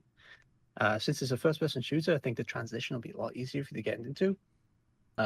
It's also got quite some in-depth RPG mechanics, which from the surface doesn't look that way, but once you scratch beneath it, there's quite a lot of stuff you can make, especially build-wise, and the synergies you get with the guns and the abilities and all that. It's free to play as well, so you don't have to pay any cash up front. It's a bit confusing at the start, but so was Tarkov, like in the fact that both games don't tell you anything, like at all, and just throw you in the deep end and expect you to figure it out. So I hope you can appreciate that part as well. New raid came out last week, called Bottle Glass. It's free to play for everybody. So once you get up to the level, if you can get the people, I suggest you really try it, because the raids in Destiny are like nothing else. Mm-hmm. It's a real cool merge between raids from MMOs, but in FPS. Anyway, keep up the great work, guys. Love the show. Yeah, thanks, Chris. Bro. Yeah, thank you, Chris. Dude, I heard about that. Okay, so I put probably 1,000 hours into Destiny 1. Like when Destiny 1 came out, on like Xbox or something, or on Xbox or PlayStation, I don't remember. On a console. Like I loved that game. I love Destiny 1. And then I probably put like 800 or 900 hours into the Division 1. And I really fell in love with that concept. With like, especially growing up, I always wanted to play WoW. I wanted to play RuneScape. I wanted to play an MMO. But like as a gamer kid, they all had terrible graphics. You know what I mean? And like the fidelity of AAA, single player shooters or something like that was always like, Christ, let's push the edge. Let's do this stuff. And both Destiny and the Division were, in my opinion, like this first attempt to bring it all together, to give a console player the MMO experience with like AAA high fidelity first person shooter aspects. And I like. Both of those games were widely regarded as like really rough, rocky starts to that genre. Like both games had like a lot of stuff that was broken or balance issues. But a lot of the people that played those games really loved those games, me included, because I like fell in love with that attempt to basically do all the things in one. So I'm very familiar with Destiny. And that's funny, he said that, and that actually reminded me.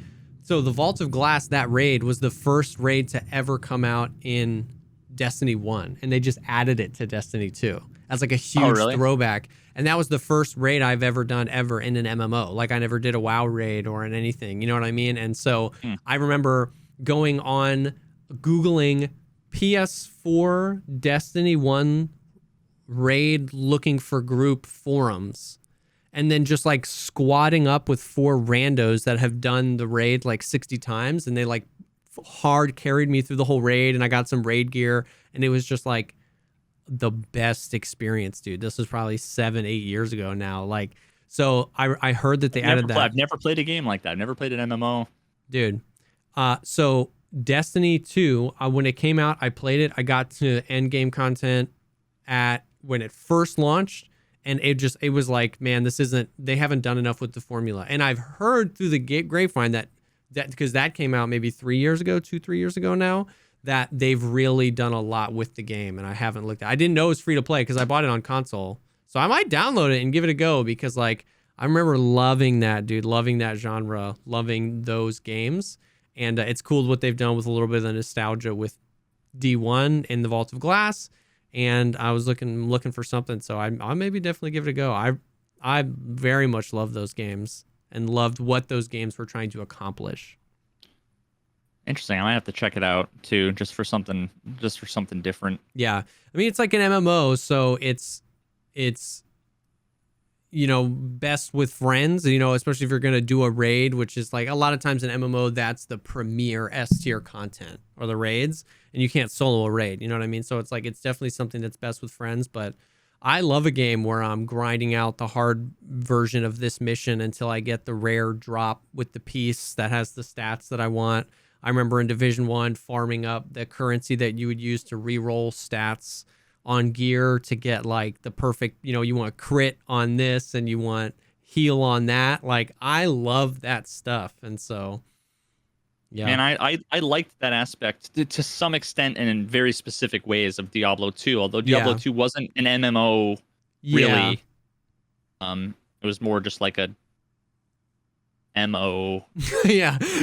Just massively. It's something massive. It's a multiplayer online RPG. Yeah. It's not, you can only have like 8 max people in a game, and that's like rare. Most of the time it's like 6 bots. I'll have to take a look at it. I've seen it a million times and like kind of just went meh.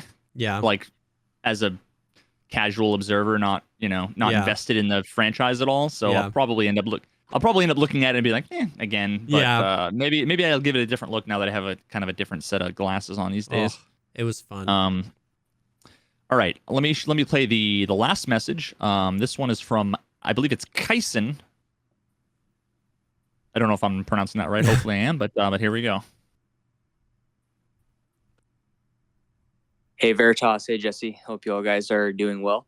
Hey. I was watching the podcast, and I know that you guys are kind of taking some messages from the audience to try to get some topics to talk about. And maybe no, we're not. Watch some stuff. So I figured I would recommend the Blackwell Ghost documentaries. They're on Amazon is where I watched them. I don't know if you guys are into like ghosts or paranormal or any of that kind of stuff, Blackwell Ghost? They're definitely a good watch. There's 5 of them.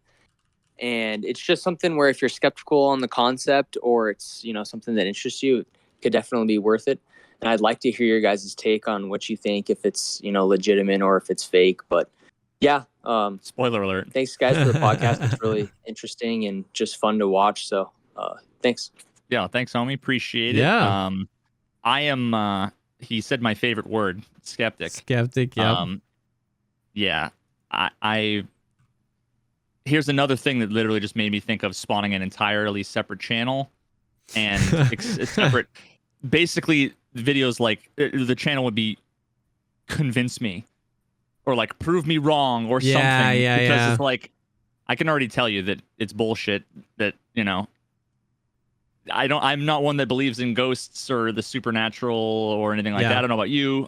But I've never really believed in any of that stuff. I still will watch stuff for the entertainment value. Yeah. But it's an authentic documentary. It's not like a mockumentary. Yeah, and it shows actual ghost footage. Okay, well then they're just lying in the description. Shows purported ghost footage. Yeah. I mean, it's definitely something I'm highly skeptical about as well, and yeah, I don't know. I've actually. I'm still gonna check it out. I have actually like this is definitely like other podcast conversation we want to get to, but I have actually witnessed some weird stuff that I wouldn't necessarily say.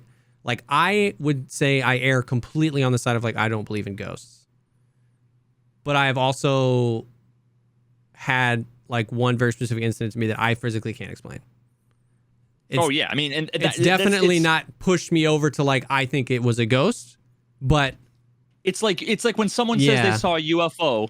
That literally is by definition you saw something in the air that was unidentified. It could have been a bird. It could have been a military thing. It could have been an optical illusion. You could have been having a stroke, or so, right? Like there's a lot of potential explanations, or it could be aliens. Yes, but. When you say UFO, people say, "Oh, UFO equals aliens." No, that's not what the initialism actually means. So my short answer, which will never satisfy anybody, and I don't quite expect it to, but is that for thousands of years we've had billions of things that people couldn't explain, and a massive number of those things that some people couldn't explain, some people were so sure it was something else. There's a weird tendency for those things to always end up being some mundane, non-supernatural thing. The times that we actually ever have evidence, it always points to, by definition, the non-supernatural, because that's a whole other thing. We'd be getting into like some philosophy and metaphysics and some other shit like that. But yeah, I definitely would. I'll watch this in the same way that I watch The Curse of Oak Island, or like fucking any of the other shit on the History Channel, because that's all like bullshit. Yeah, it's because I like to like laugh at the ridiculousness of it. Yeah. Not, but that's a different kind of entertainment. But this looks interesting. It looks like it's got some good some good production value, and I'm looking for something to watch, so I might give this a try. Yeah. But that actually segues into, I think, probably the last thing we'll talk about, because we've been going 2 hours. But it's been great. Yeah, man, I could talk all flipping seriously. day.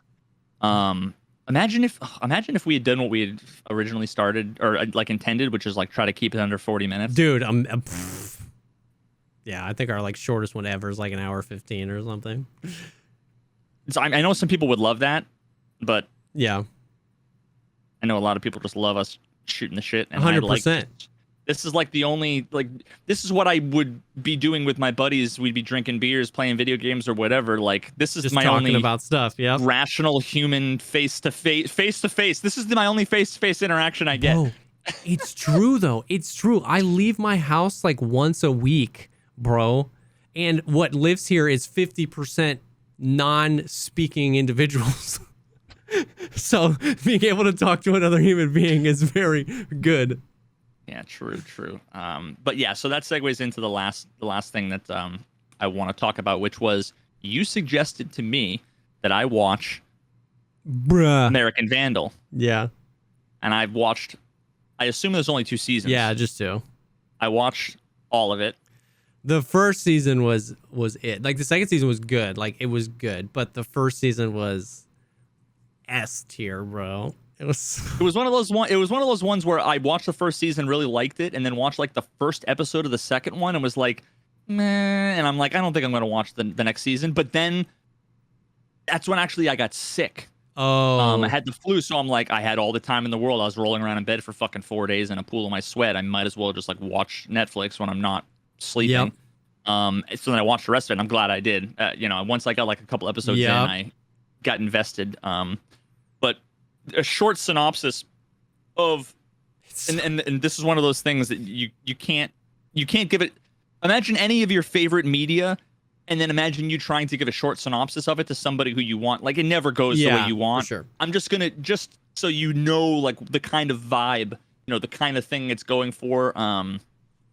It's a Netflix documentary put on by like a couple of high school kids, but it's like tongue in cheek, but at no point would you.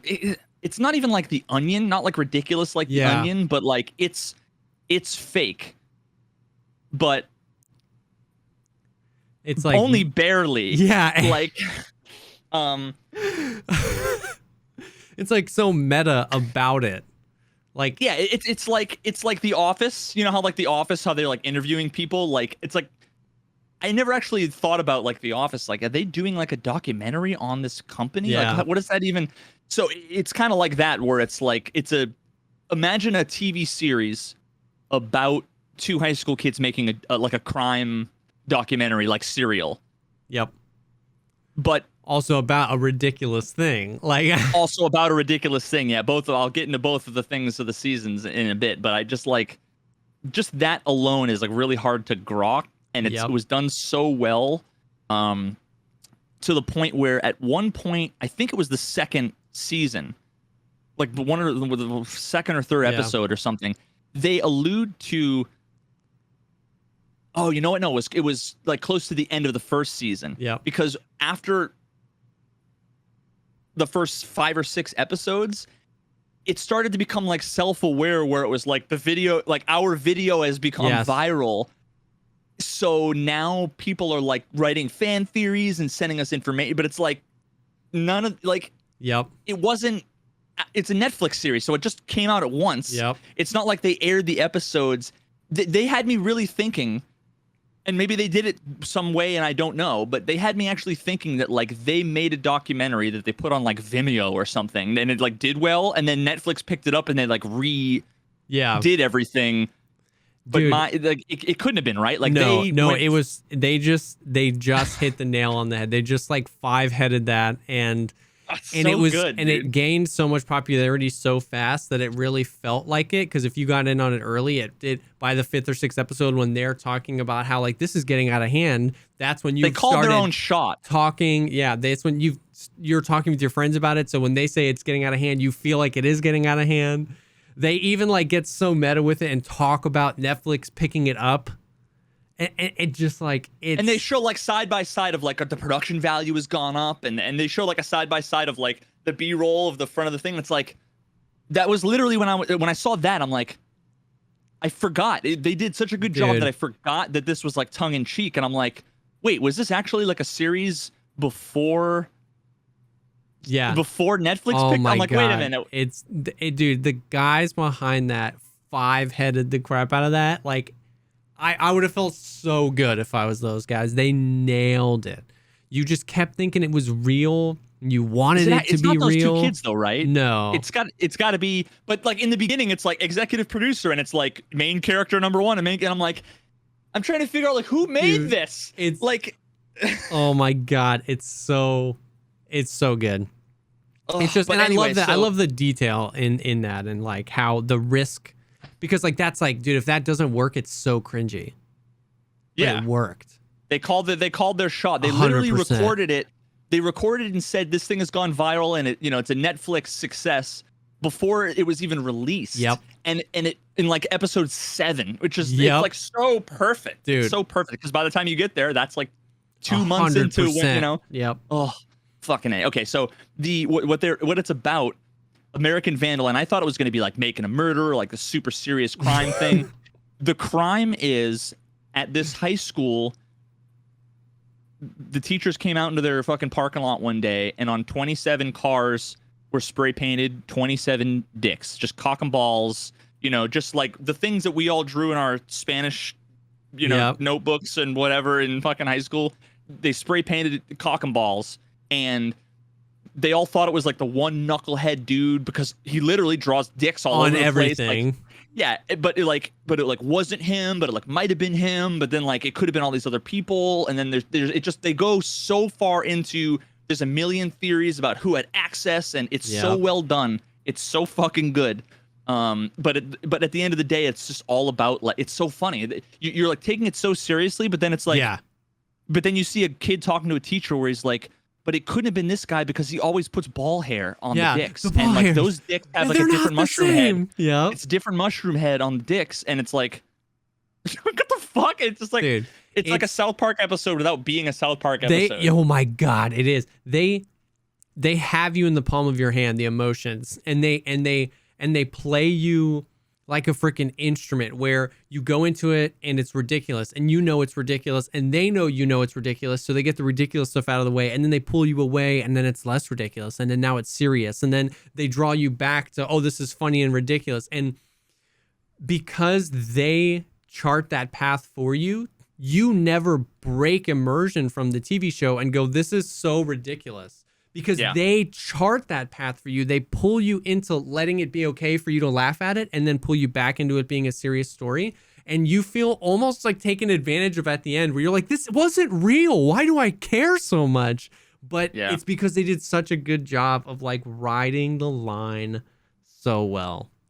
So you say that, and it kind of, this is super pretentious of me, but like, there's something in like some of the content that I try to make with my getting Tarkov and stuff, where I'm like, I'm trying to sneak in shit where I'm trying to ride the line between like educational and entertaining, and people are like, I'd never even been interested in this thing. Why am I watching it? But I can't, I definitely have like took a lot of notes from what those guys were doing. It's For so sure. good. There was something I was gonna say and I now forgot. But yeah, so then the second season is basically like, now that we're famous fucking people, we've been asked, we've gotten a million emails from a million people and we're gonna investigate. It's basically like, it's a play on Serial, if you'd ever listen to Serial. Now we're going to help investigate this crime at this other school. So then the kids like travel for their senior project or whatever to like this rich private school. But ultimately it all comes down to this guy who's the turd burglar. And it's all like this like Instagram and social media and everything's involved in this. But it all just comes down to a bunch of just poop related crimes. It all started with like somebody tainting the lemonade and everybody drank the lemonade. And it just literally it's what I imagine like when if like SARS broke out in a school, like what would happen. But it's like people just crawling around, shitting in the hallways. It's like just every single sink and like fucking toilet Trash and urinal. can. There's just like a kid with his pants down and like girls just like shitting in the trash cans and like in their lockers. It's like they call it the brownout. Yeah. It's just like this epic fucking the worst day of everybody's lives. And then there's all these other crimes that keep happening by the turd burglar and trying to figure out who did it. And yeah, they twist around. Oh, this is what I was going to say. They do such a good job. And I really would love to know if this was intentional or not. I sent you, it was in the middle of another conversation. That we were having, but I sent you like a episode 4, bro. I figured it out because I'm one of those people that loves to solve it early. Yeah. Because like I pay attention to like the, what's the subtleties. Like what's the name in that phrase? Something's gun. Chekhov's gun. You don't know Chekhov's gun? Nope. Chekhov's gun is a concept that describes how every element of a story should contribute to the whole. It comes from Anthony Chekhov's famous. If in the first act you have hung a pistol on the wall, then the following one it needs to be fired. Otherwise, don't put it there.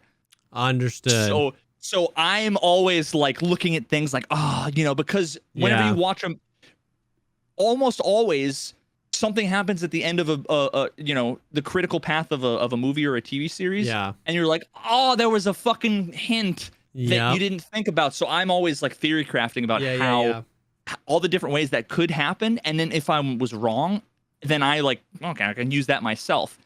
So let me say, I want to like bounce my theory off of you. And there's so many theories and so many characters that I don't care saying that this wasn't the one. Yeah. But I was fully convinced, at least of one thing, that the co-producer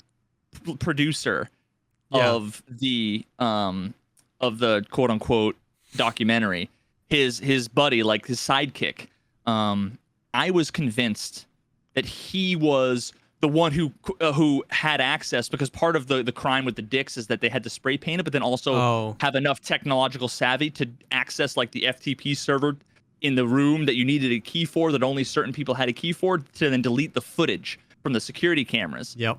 So, and then like the people who had access were like the people who work in like the fucking AV lab.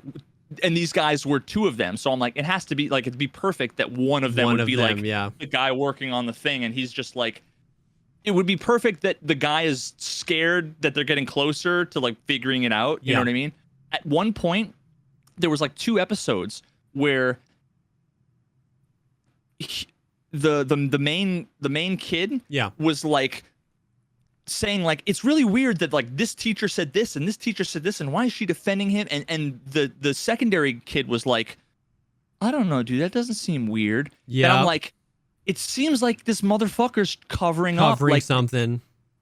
And it was like and I was paying attention to it, and they kept doing it and they kept doing it. And then like episode 4 or 5 or 6, then all of a sudden it didn't happen anymore. And then he never ended up being. Yeah. And I'm like, I wonder if that was a complete did they fucking bait me misdirect. Into that? Yep. I don't know. Like, I don't know. I don't know either. I remember thinking that too. I remember thinking like, it really wouldn't surprise me if he was up to something sus. And then it just never panned out. But it wasn't such big of a detail that you were like, it was a clear misdirect. Yeah, exactly. It's good that it kept you wondering. Dude, it was, I was fully convinced that, because originally the whole idea was that like it was one person. It was this guy, Dylan. But then they're like, it couldn't have been, there's not enough time, and he didn't have the experience. So I was thinking like, it was probably some other student that probably did it for some reason because like a teacher told him to. Yeah. And then the teacher convinced the kid to delete the footage. Maybe he didn't even know what he was about doing, it, but like yep. maybe it was an innocent thing, you know, that kind of thing. Because then that's how you get like people to dislike the main character, how they have the character arc where they make the mistake and then they have the redemption. I was like, it's always this half-ass thing where like, oh, it would turn out he killed the guy, but the guy had his infant daughter at gunpoint, so it's actually okay. It's like, well, then it doesn't even fucking matter. The stakes were okay, so you know. Yep.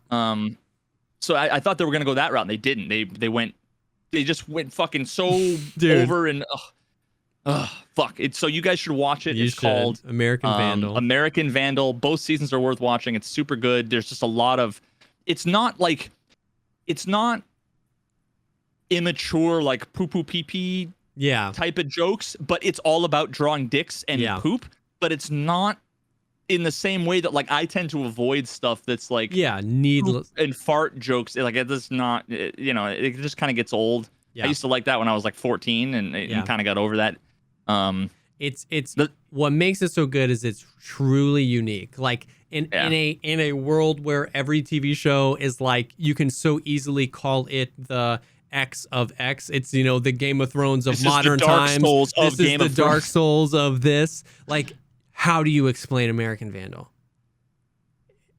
It's just the only way I would explain. Oh, actually, you know what I would say? It's Serial meets Spinal Tap, because Spinal Tap is the fake documentary, which I put on your list. To watch. I know. And then Serial is the fucking great crime series, which I, you know, have been waiting for. It's truly unique. It takes itself seriously, which that is like, that phrase means so much to me. Like, you can make something about something goofy, but like take yourself seriously as a show, as a document, whatever. So it like does that on 3 levels. It does it as a mockumentary. It takes itself seriously. As a documentary, it takes itself seriously. Like, it's just such a, so yeah, it's, you know, it's not, you know, gonna win a Grammy or an Emmy or anything, but it's, I mean, I think it fucking, but it's good. It should win like a Streamy or something. For sure.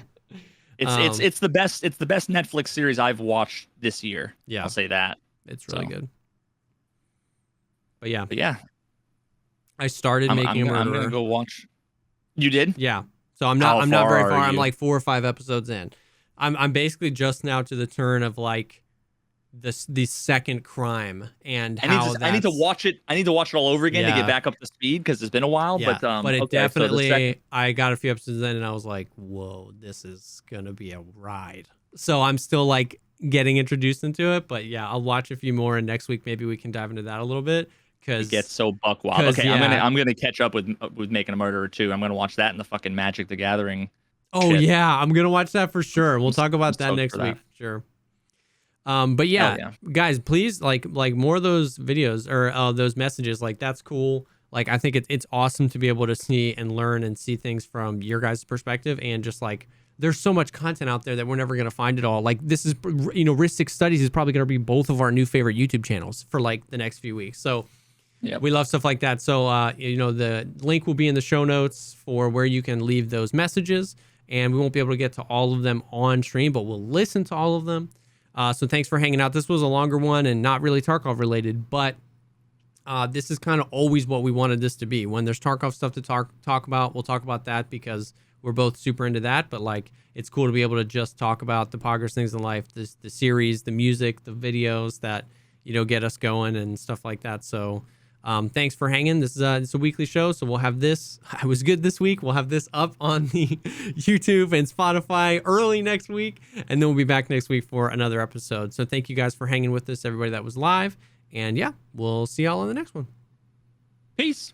What's up, everybody? Welcome to the podcast, the show. That was rough. Show daddy. A show dedicated to all the Poggers things. Daddy gave me. Oh no.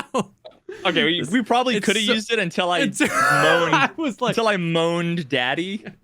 Now I'm pretty sure the first one was like riding the line, and then that last one, dedicated. All right, and take 2.